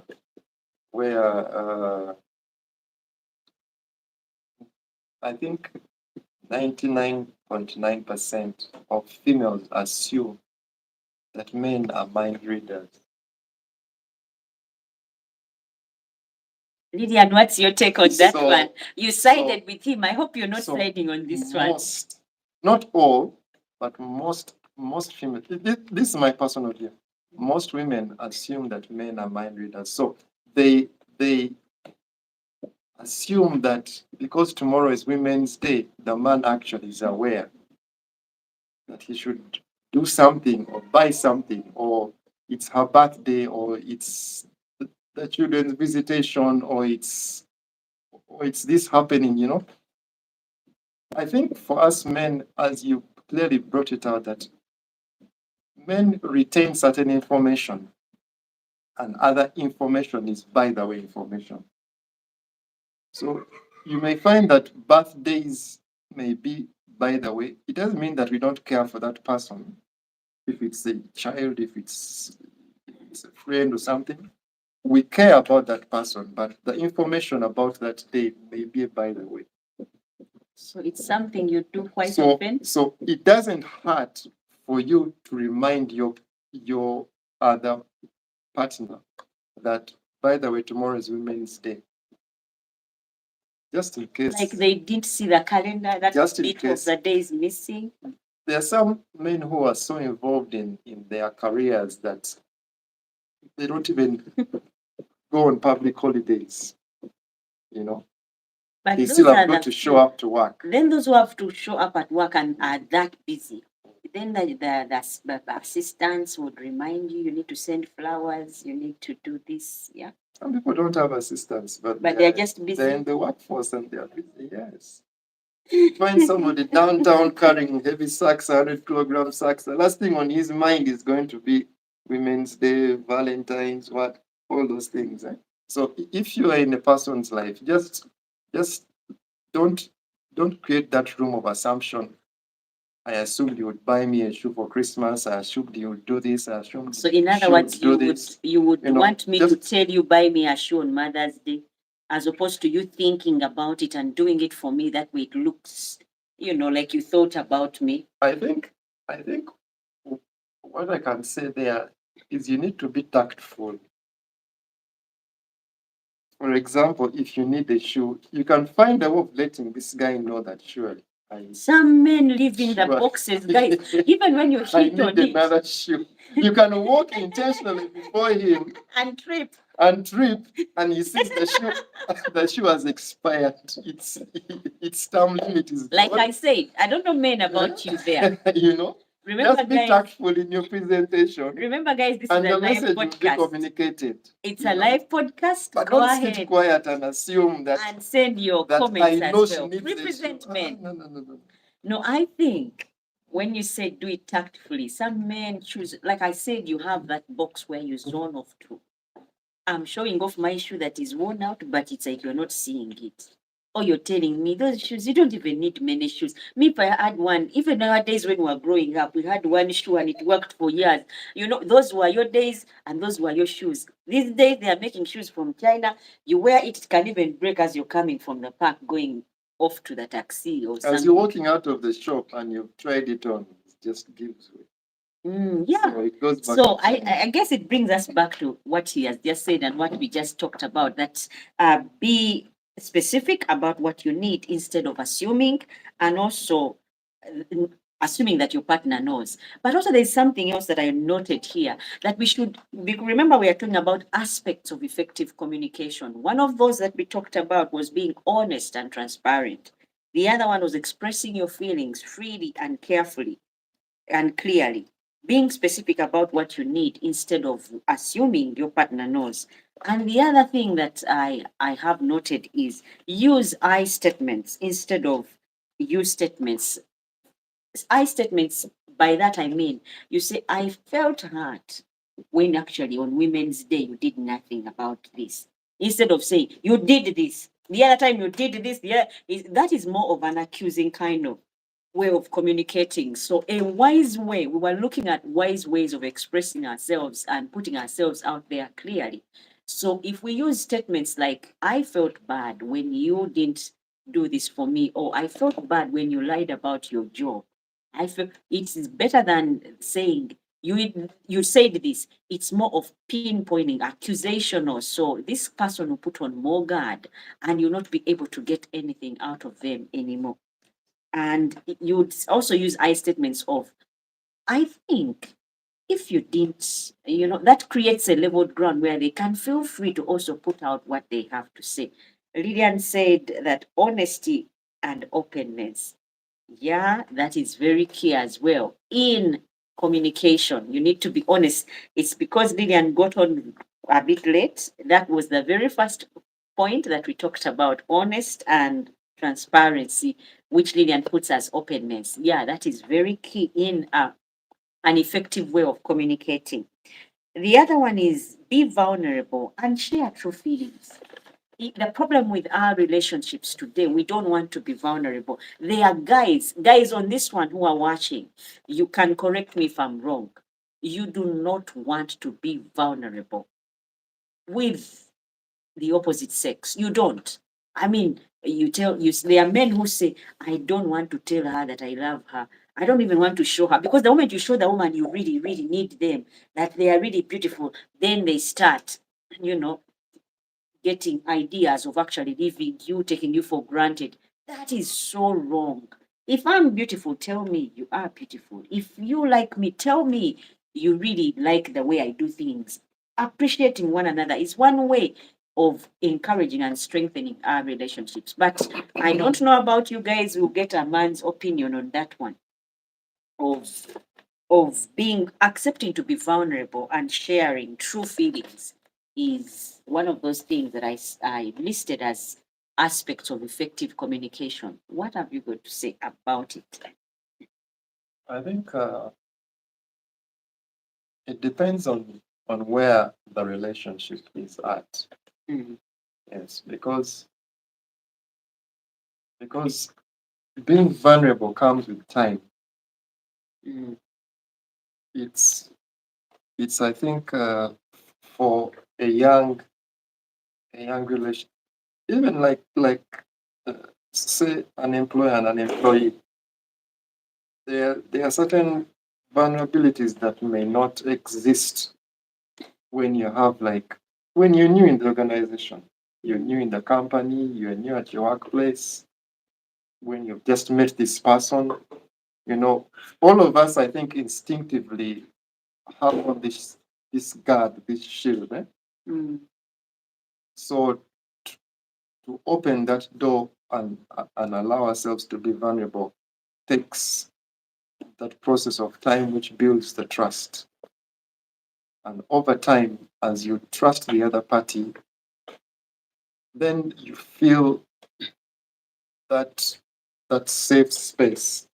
We keep talking about having a safe space where you can feel free to be vulnerable, to express yourself because you feel safe in that relationship. You feel safe with that boss. You know that he will not or she will not fire you because you told them XYZ.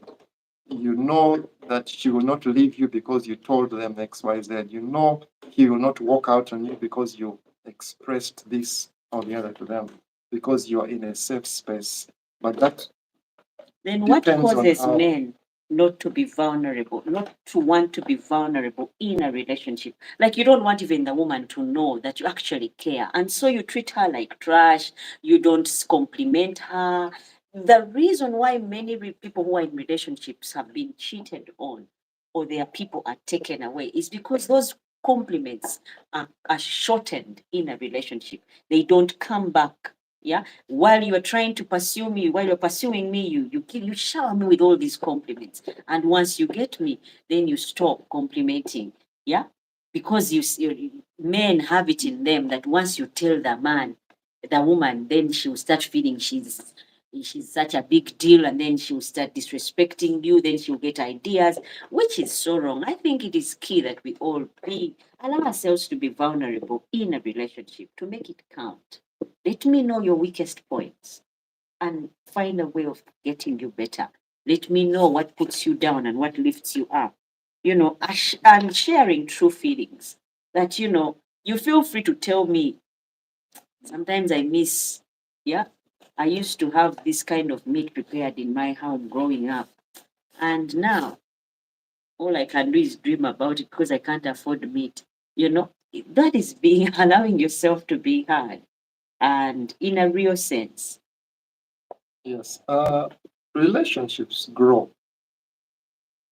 They grow and they develop and they mature. So I'll bring it back to again when that process of time happens, when you're spending more time with the other person with whom you're communicating with, as you spend more time with that person, you're creating safe spaces with them because you're getting to know them better. And as you get to know them better, you begin to make those determinations that I think I can trust this person. But do men do that? I think I can trust this person with the pains I've had from my childhood. But this is not something that happens overnight, that happens abruptly. For both parties, even women. The women do. Or they cry, my grandmother died years ago, I was just missing her, then you give her some money. You go and But be happy. that one is just being manipulative. We're talking about people who are in real situations, not transaction relationships. We're talking about people who are serious, who want to have life partners, who are looking to building a future together, building companies together. Because even if it's a company and you're making a deal with another company, maybe you want to buy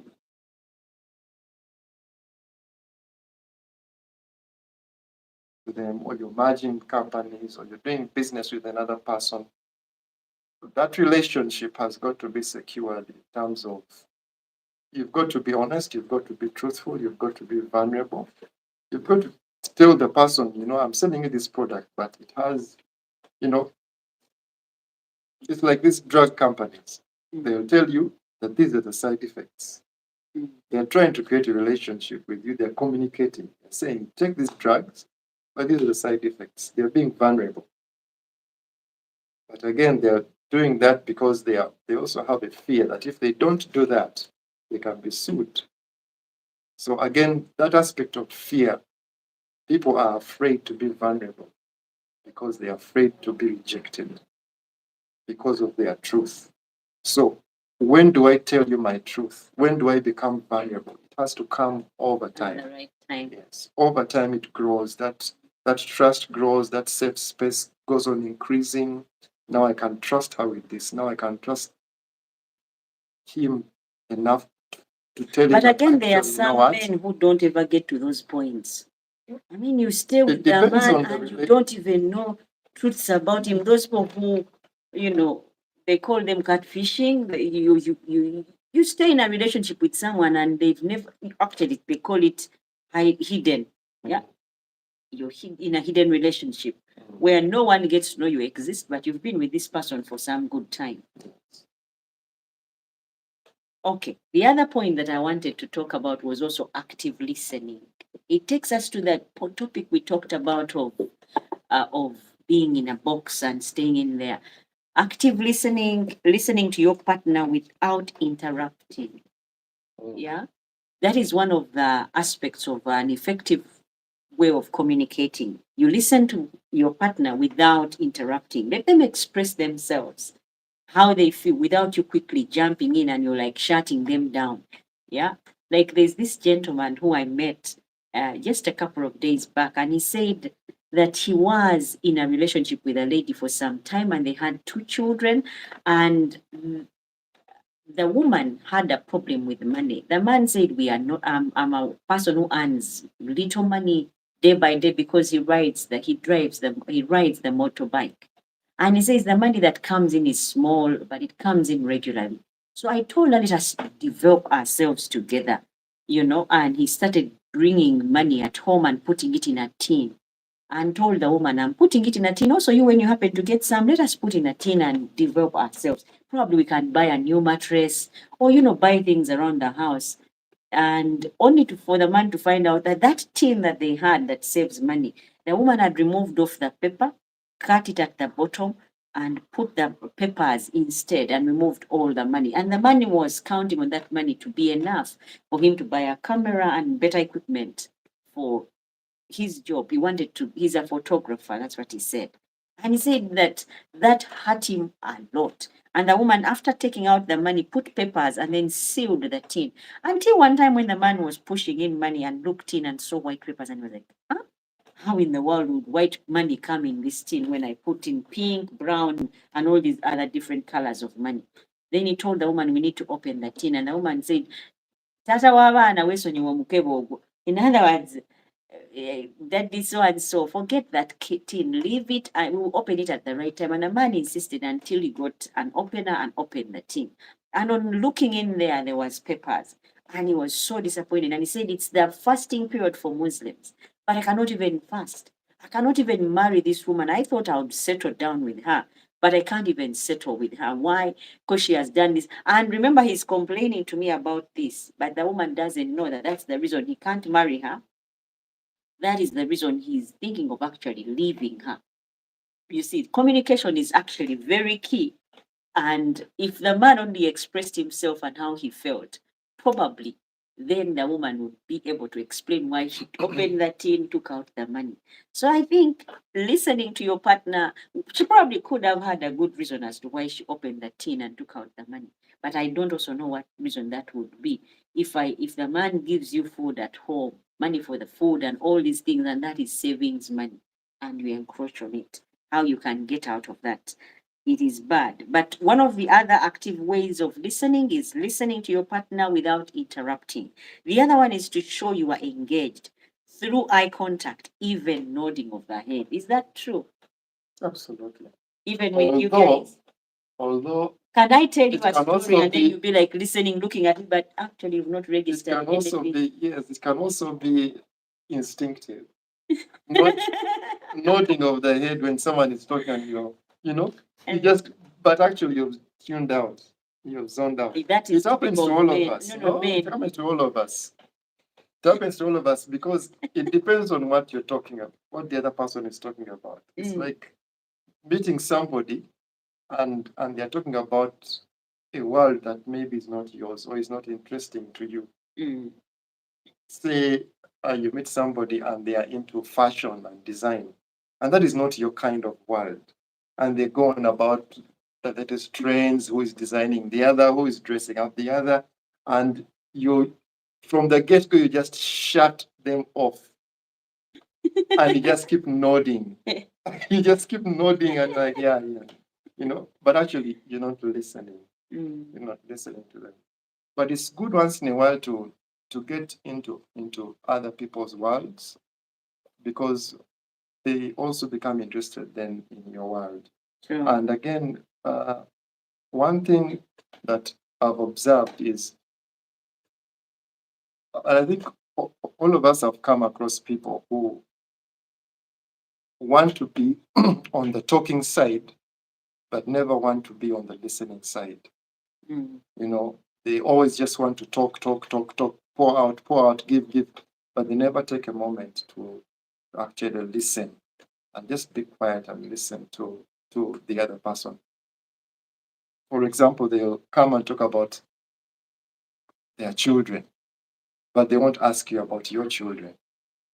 They'll come and talk about their work, their job, their travels, their this and the other, but they never actually ask you about or engage you in conversation about your travels, your work, your life, what's happening with you, So I think as we communicate, we need to come out of that place of being selfish, where we're just interested in the other person hearing me, but I'm not interested in hearing them.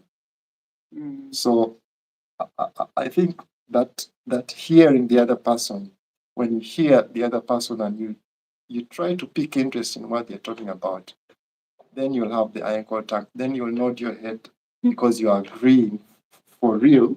You're not faking. You're not faking. So guys, it's a live chat. Go ahead, drop your comments and we'll read them. Your opinions on this one as well.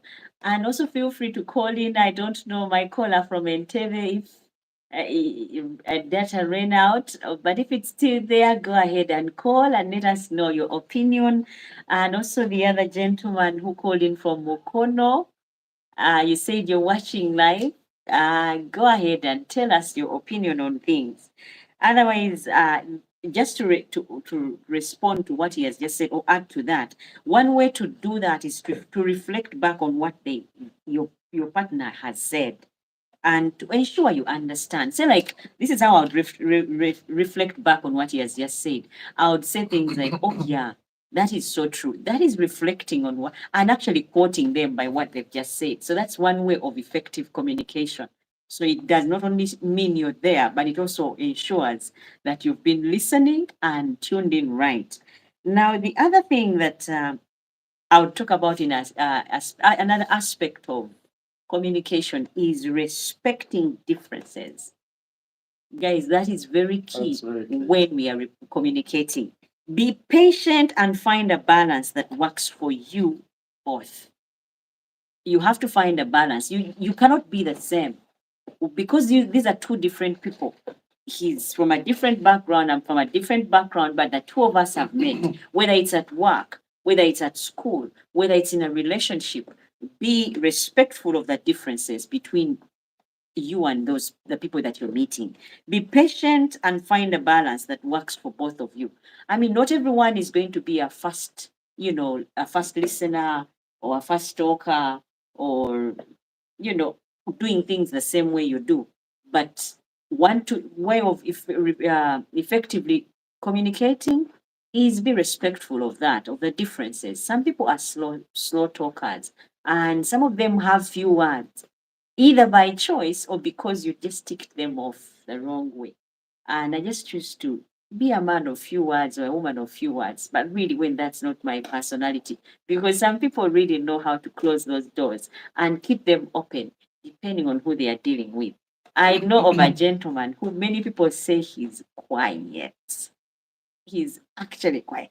But when those who truly, truly know him, I get to talk to you about him, they're like, are you talking? And you said is what? You are joking. That goes to show you that it depends. Some people are like that. So we need to learn also to respect the differences of each other. Also understand uh, that we have different communication styles. There are those who communicate just by being quiet. He has forgiven, he's understood, he's going to do something about it, but all he has done is being quiet. And there are those who promise you heaven on earth. Yeah, we will do that Monday morning. It's the first thing we'll do when they actually want to do a thing. So there are different communication styles and people communicate different. Do you have something to say about that one? Yes, I think when it comes to styles, we spoke on this. For those of you who have just joined us, again, you're most welcome. Uh, in the beginning, we talked about forms of communication, and we said that there are verbal and non-verbal ways of communicating. So when it comes to styles as well, I think uh, you would find that some people communicate better in a more non-verbal or a more physical way. You'll find that some men communicate better by their actions. Mm, I buy you lunch, Yes. meaning I love And the guy will say nothing you. to the effect. That's why I've met people and they're like, but I never even told her that I loved her. And men say that a lot. You know? Have I ever told you that? Yes. But the communication suggested that you do. Men do What that. you communicated suggested. So we have got to take responsibility even when we are not saying something, but our communication style is actually sending a clear message.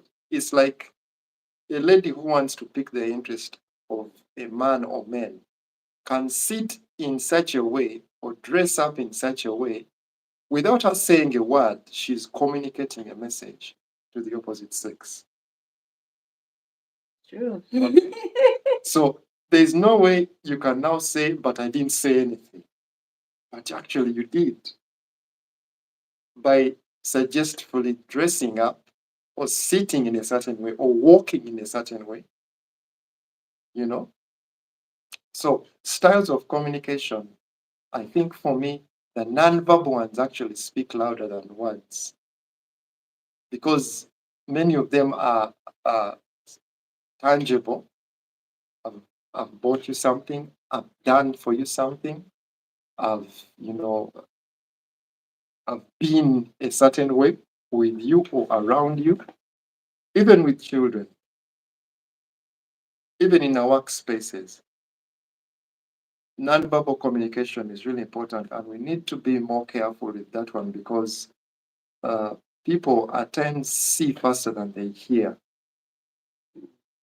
And many times, the things that we see, we believe more than the things that we hear. Mm. You know, so the communication styles, I think, the nonverbal ones are very impactful. We need to be accountable. We need to be responsible. We need to conduct ourselves in such a way that we are sending out the right message, Mm. even when we are not saying anything. So I think for me, in that aspect of communication styles, that's what I would say to it. Okay, there's also another one of being patient, paying attention to body language and facial expression. These are ways we can communicate effectively.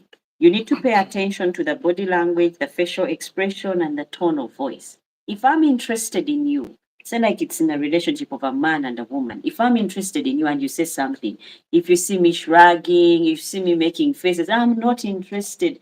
Don't convince yourself she's just not yet impressed, but I will get her there. I'm not interested. But some people miss these things that are so obvious at the very beginning of a relationship. The way, I mean, when you talk to them, how are they? Are they receptive? We need to pay attention to the body language, the facial expression. I know there are some men who are bent on the woman act stuff. You just have to chase after I her. was about to Eventually, say they that. will I they'll was about to budge. ask you that because it is known out there that Mm. many times women act in the exact I don't know opposite why you way. men read it that way. In the That I exact like you and I opposite act way. like you stink. Yeah. Yes. They are interested in you, but they don't want to show you to express it in such a way that it is obvious. So they act mean, they act harsh, they act like they didn't hear you, they act like they didn't see you, and yet they're actually interested in you. And when you move on, that's when you get to know that actually they were. Mm. Because now they have maybe seen you with somebody else and now they are raising complaints, Mm. you know. Lillian So said, I agree again. I don't know, Lillian, who you're agreeing with. I hope this time it's agreeing with me because it's Women's Day tomorrow. You want things to go well with you. Yeah. But here you said, studies show that non-verbal communication forms a significant portion of communication. Oh, that is so true. that's so true, Lillian. Thank you There for are, your comment. that is very true. There are people who are very good at expressing themselves without saying a word. I showed you I don't like that. Like those people who are parents and you see your kids playing in church. It's not like you've gone to a party or in church and they are misbehaving. You just give them a look like this and they just fall back in line. Our parents Realize. used to do that. Yeah, There's tell a us about generation, there's a generation that knows exactly what you're talking about, it. where your mother will just give you one look And and you sort yourself. that things will not be well when we leave this Yes. place. You Yeah, just yeah. know what's going to happen when you get home. So Lillian, you're so right. And Jack says, Jack, see, well, I'm waiting for your comment, Jack. Otherwise, sometimes a hug or a touch can communicate more than words. Yeah. If you hug me, or you just touch me. Have you watched Indian movies, guys? Those of you who are watching in from India, thank you so much for tuning in. Have you watched Indian movies? Yes. I mean, those guys, they just get closer to each other, like, and air blows their hair, you know? It's like that meant something. If I touch you like this, that meant something in the Yes. Indian. So, yeah, a hug and a single touch can also communicate more than words. And also, if you find someone, like hugs and touches work very well when someone is sad. Yeah. That is one way of communicating that we are with you. You know, there are those places where you can be when you're so much broken and words cannot express how you feel. So if someone came, say like you're suffering loss of someone or something or an employee, something has happened, and I just come and give you a hug, that speaks volumes that you actually care, that you understand what I'm going through, even without saying a word. So that applies for the non-verbal communication. So we should also learn when to use that. Yeah. And not be bickerers, people who talk all the time. Sometimes it's a hug that can sort out many things. Or sometimes it's just a touch, and it assures me that you understand, just because I like the Indian movies. They just put it out very well. The man just touches your hand like this, and the whole camera freezes on the hand, like you say, let us get married tomorrow, you know. Indians put it out very well. So a hug and a touch is one of those pointers of effective communication, guys. Handling conflicts constructively is also very key in communication. One of the aspects of communication is handling conflicts constructively. Address issues calmly instead of letting them build up. You know, we are in a relationship, we work together. The other time you came and took my lunch from the fridge and ate it, and I kept quiet. And the next day you came, you took my pen from the table, and I kept quiet. It's creating a build-up in me. Once I burst out, it will be either with fist fights or something else, which is not good. So we should also try and handle conflicts, address them calmly instead of letting them build up as and when they rise up. That would be very good. And even in a relationship of either man and woman, if you did something to me the other time, and you did something again the other time, the time before that, and the time before that, guess what happens? If I just keep on adding the things that you have done to hurt me, I will come to a point where I'll just walk out of the house. I'll give an example. There's a couple that had just again newly married, and the wife kept on playing her role as the wife at home, mopping, sweeping, cleaning, cooking. And every time the husband goes off to work, she would stand at the gate, at the doorway, and say bye to him. And then when he comes back, stands at the doorway, hugs him in. And while the man is hugging the woman, in the corner, right above the woman, was a spider that was building. And the man saw it the first time. And he went to work and came back. And the woman stood in the exact place every single day for 2 months of their marriage, new marriage. And the man just saw the spider web growing and growing. You know how those webs grow, guys, when we don't attend to them. And so the web grew and grew and grew until one time the woman had stood in the doorway to hug the man, and the man just pushed her on the side. You lazy woman. But remember, each time he would come, she was hugging, she was cleaning, she was cooking, she was doing all these other things, except for the web that was right above her head. And probably it was there because she had never paid attention to that corner of the house. Now, had the man come in and said, you know what? You're doing everything very well, sweetheart, but that web has got to go tomorrow. I don't want to find it. The woman would have done it, removed it, and that would be the end of it. But the man kept quiet until it got to a point where he saw her as dirty, disgusting, and useless of a woman. But was she really that? No. He never said anything about the web that was growing in the corner of the house. So if we can learn, to handle conflicts, address them calmly, and instead of letting them build up, and we address them as and when they arise, that would also be helpful in effective communication. Also, take breaks if emotions run too high. That is also another effective way of communicating. I have annoyed you to the point that you cannot stand me. Instead of you hitting me and then the next thing we can't resolve whatever has just happened between us anymore, take a break. Yeah. It's called emotional run. Sorry, it's called emotional break. You take a break and just get away from the whole scene before emotions run too high. You just go away to some place and cool down. That is also one way of effectively communicating.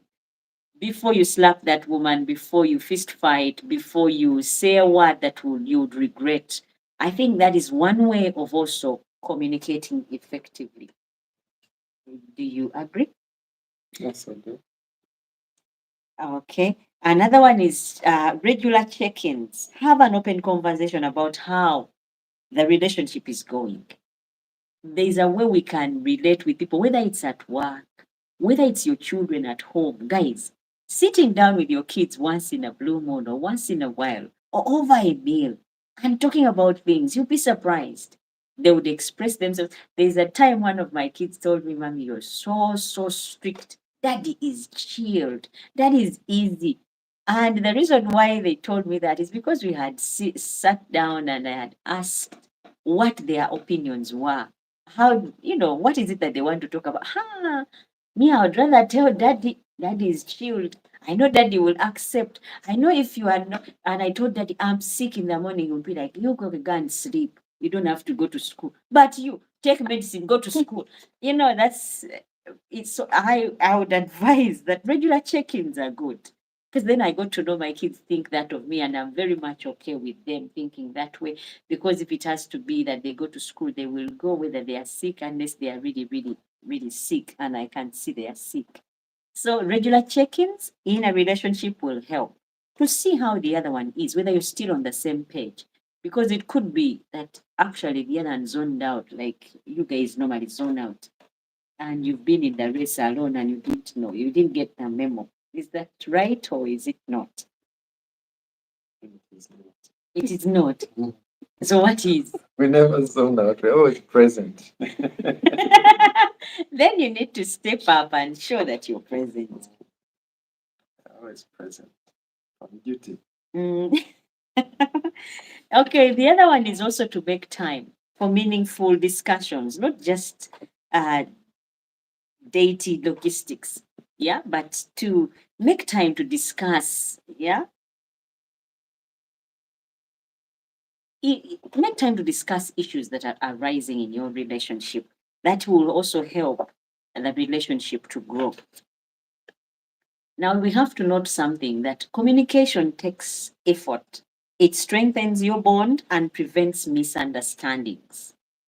Once you communicate, you let me know those things that you like and those things that you don't, those things that you have and those things that you don't have. I'll stop living in my head. My man has got money when actually he's got nothing. My man has got this when actually he's not got it. Yeah. What do you say about that one? Is it true that communication takes an effort and it strengthens your bond and prevents misunderstandings, or is it not?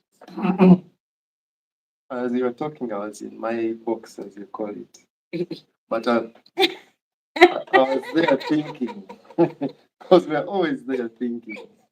I think that is an empty We box are with steady. nothing in We are we are steady, we are on guard, we are on point, we are alert and sober and on duty.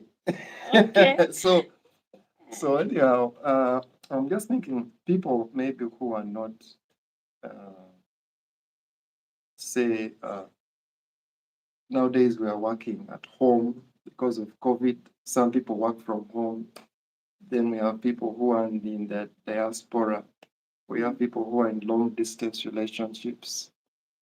Maybe somebody can say something to us if you're in the diaspora, you're in a long distance relationship.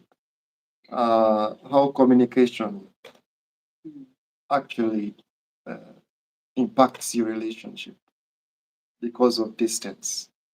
How do you communicate to your boss? How does your boss communicate to you when you're not in sight of them? How do you communicate to your significant other, to your children? Yes. People are abroad, their children are in different countries.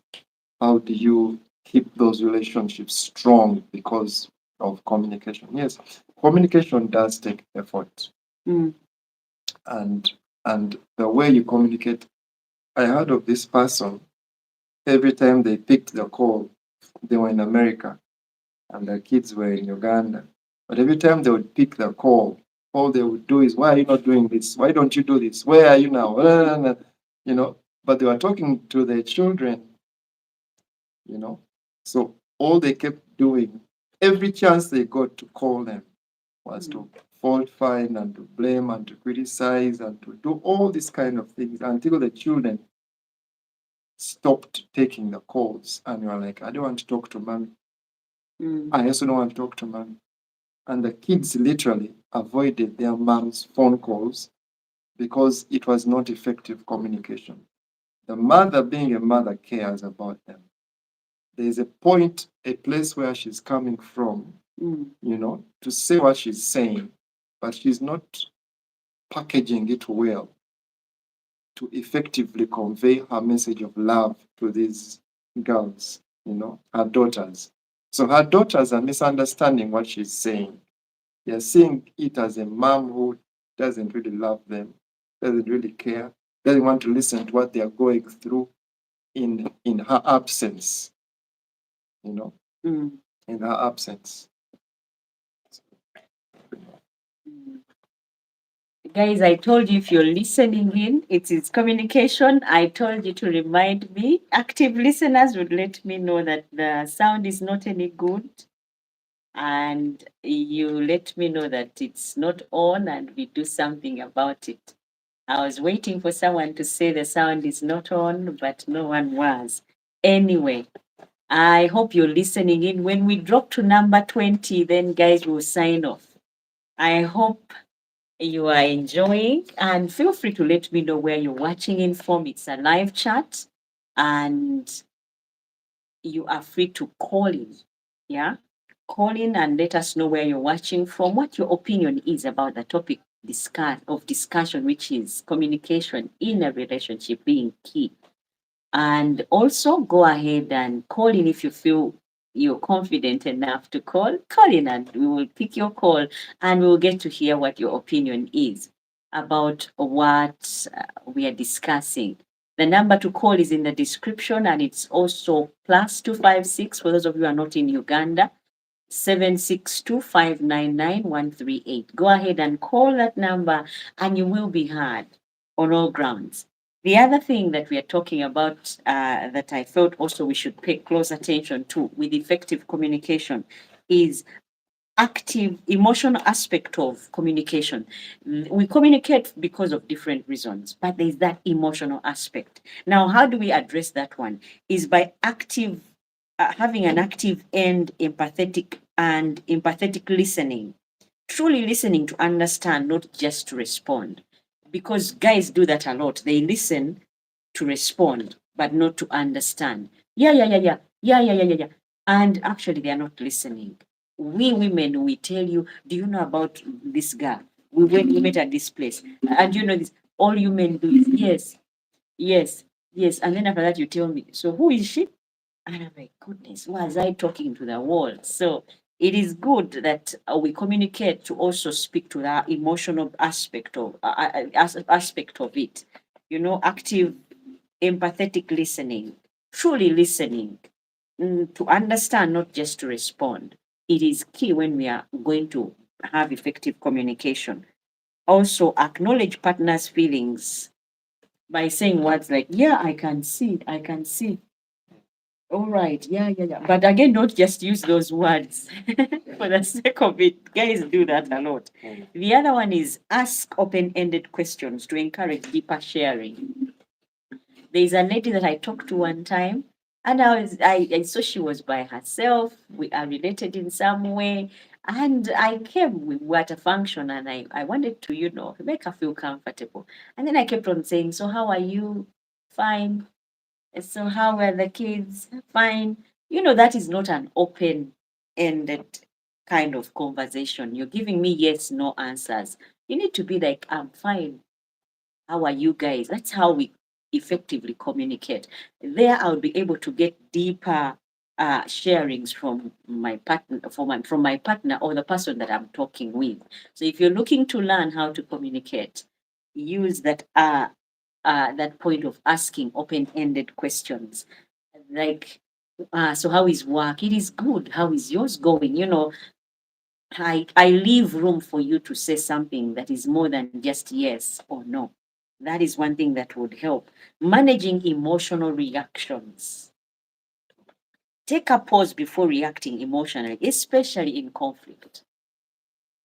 Now, that is to handle the emotional aspect of communication because there are so many aspects, but the emotional bit, take time and pause before you react emotionally, especially when you have a misunderstanding. Feel like we had a fallout with my employees at work. We had a fallout with my boyfriend or my girlfriend or my wife.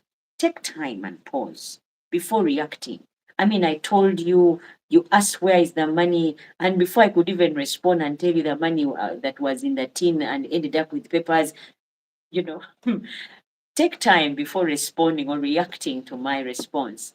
And that would also help you get to know exactly who I am. Because this man was also wondering, the one I told you earlier, whether they have a gene in the house that is taking their money or something else is going on. Because how could a tin that was meant for skipping money end up with papers?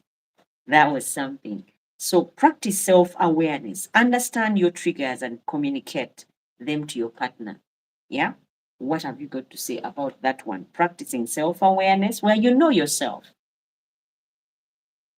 and understanding what triggers, yeah, what your triggers are and communicate them to your partner. Is that something that works for a good relationship or it's not?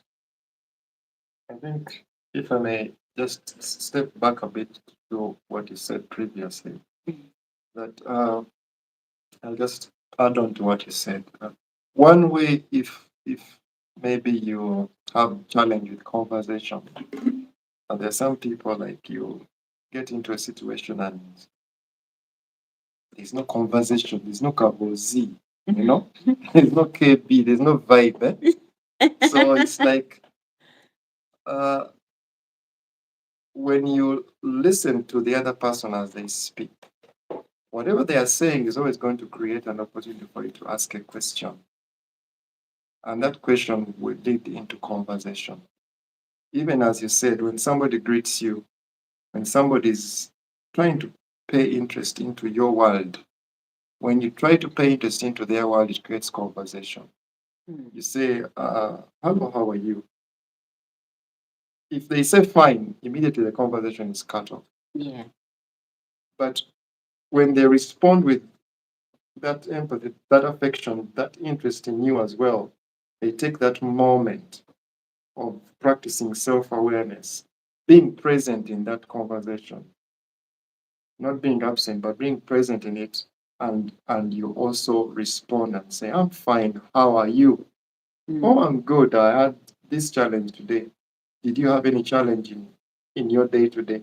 That bouncing off each other with questions, I think creates more conversation and helps with communication uh, uh, uh, a lot. So again, back to them managing emotional reactions. I think for me personally, I think reactions are based out of emotion, especially heightened emotions.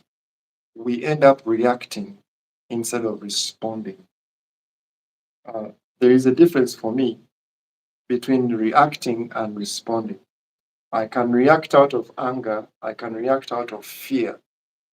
But when I respond, I'm responding out of a different place, a place of reason, a place of consciousness where I'm stepping beyond my emotion and I'm using my mind, I'm thinking, I'm processing, I'm analyzing, I'm saying, okay, how do I deal with this? What do I say to this person?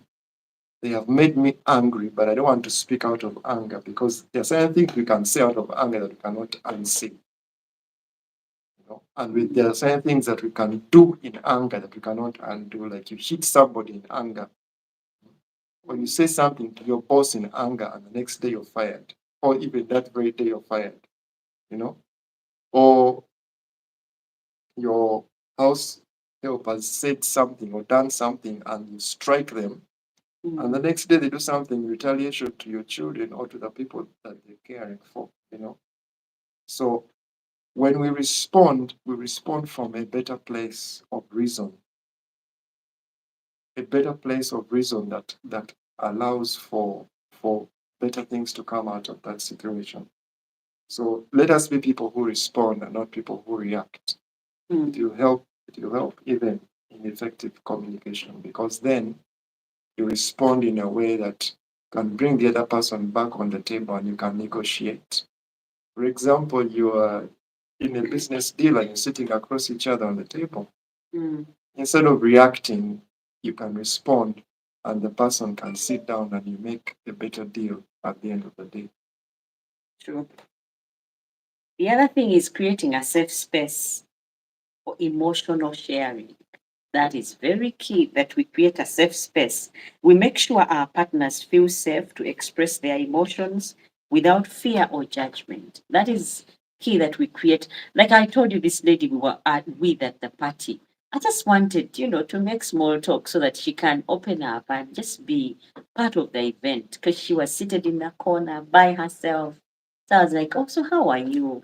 Good to see you. How are the kids? And how is home? And she was like, we are fine. They are fine. We are good. They are good. Those one kind of way of closed off answers that didn't help much. But if we learn also to create a safe space, because I was trying to create that space. How do you create that space? By making it a place where someone can feel free to tell you about what it is that they are going through. Have you got something to say on that one?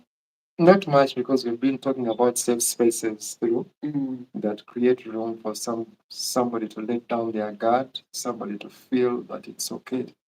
I can tell this person something that I've never told any other person. Mm. You imagine being that person in this other person's life where they say, I've never told this to anybody but you. That means you have created such a safe space for them to feel comfortable, to feel vulnerable enough to come to that position where they're not afraid, excuse me, where they're not afraid to make you the first person they have ever told this, they'll ever tell this to. Mm. So I think we can all come to that place in our relationships, wherever they are, where people can feel free to express themselves, to communicate that way. Mm. Mm. Avoid dismissing or minimizing feelings. That is also something that we talk. I had noted down for effective communication to avoid dismissing. Like I come there, I come to you, I tell you how I feel, and then I just dismiss you, minimize the way you feel. You're like, what? How can you feel like that? But how can that hurt you? Well, it did hurt me. So, for us to have create a good space for someone to express themselves, we need to also be empathetic, yeah, to other people's feelings. Avoid dismissing or minimizing feelings. And the other one is balancing emotional needs. Be patient if your partner struggles with emotional expression, and encourage them gently. That is one way we can have effective communication. There are some people who are known that these ones don't. I mean, that person doesn't talk. He doesn't say much. You can try, but there is no word that will come out of them. Not that they are like that. It is just that they've not found that right person. So if we can create that space where we are that person, balancing emotional needs and being patient with our partners who struggle with emotional expression. Anything you can add on that one? No. Also understand that you and your partner may express emotions differently. Because for me, when I get annoyed, I normally come and tell you you've done this and this and this, and I'm not happy. And then my partner could have a different way. They bottle that all in. And you have to really dig deep to find out what it is that they are going through. So we have to be also understanding that we are different people and we express our emotions differently. Anything to add on that one? Okay, we'll go to the next one. Offering reassurance and support. Yeah. regularly reminding your partner that you love and appreciate them. That is key in a relationship, effectively communicating. Especially us women, I don't know about you men. Probably you don't need to know we actually love you, because as long as for you, you have the providing end met, yeah, you feel like everything is sorted. But us ladies, we want that constant assurance that you love us. And I know you also need it. I don't know about Ugandan African men, but those whites do allow themselves to be, emotional. And I think we all need it. Small acts of kindness, checking in on their feelings, can make a big difference. Like I ask you, so how are you feeling? We've been together for some time, but really, are you still in this? Do you still feel it? Yeah, is it going any further from here? But if we don't, guess what happens? We grow apart without even knowing. So communication is very key, that we emotionally communicate and build deeper intimacy and trust in a relationship. That is what I can say about today, guys. You have been amazing. Those of you who have been with us from the very beginning. I was waiting uh, for Lydian to say something more, or for Yakub to communicate from Mokono. Yakub went silent on me. Same applies to Jasper and Jamie. You guys went quiet on me. But thank you so much for tuning in. Fridays are dedicated to live chats, and we will do this again next Friday. Thank you so much for watching, for subscribing. Those of you who are subscribed, those of you who are not yet subscribed, if you like what the channel is all about, go ahead and hit that subscription button. You'll be able to get notifications of videos as and when they drop in. And you'll also be able to see more about this channel, because other than Friday when we do a live chat, there are videos that run in the week on a daily basis. And those ones would help you as well if you're looking to grow spiritually. So go ahead and subscribe, and join us again when we do yet another live one. I said that if we drop up to below 20, we will sign off. And we are 19 now. So I hope my partner, unless my partner had something else to say. I just want to thank you for having me today. Thank everyone who has participated by viewing and commenting And calling. and calling. Thank you for the subscribers on this channel. Thank you for your support to this channel. We appreciate it so much. And wish you a happy Women's See, Day. he had gone off the box. Happy Women's Day to one for all the women in the world out there. And all those that are watching and have tuned in. Thank you so much. God bless. See you next time. Bye bye, guys, and take care.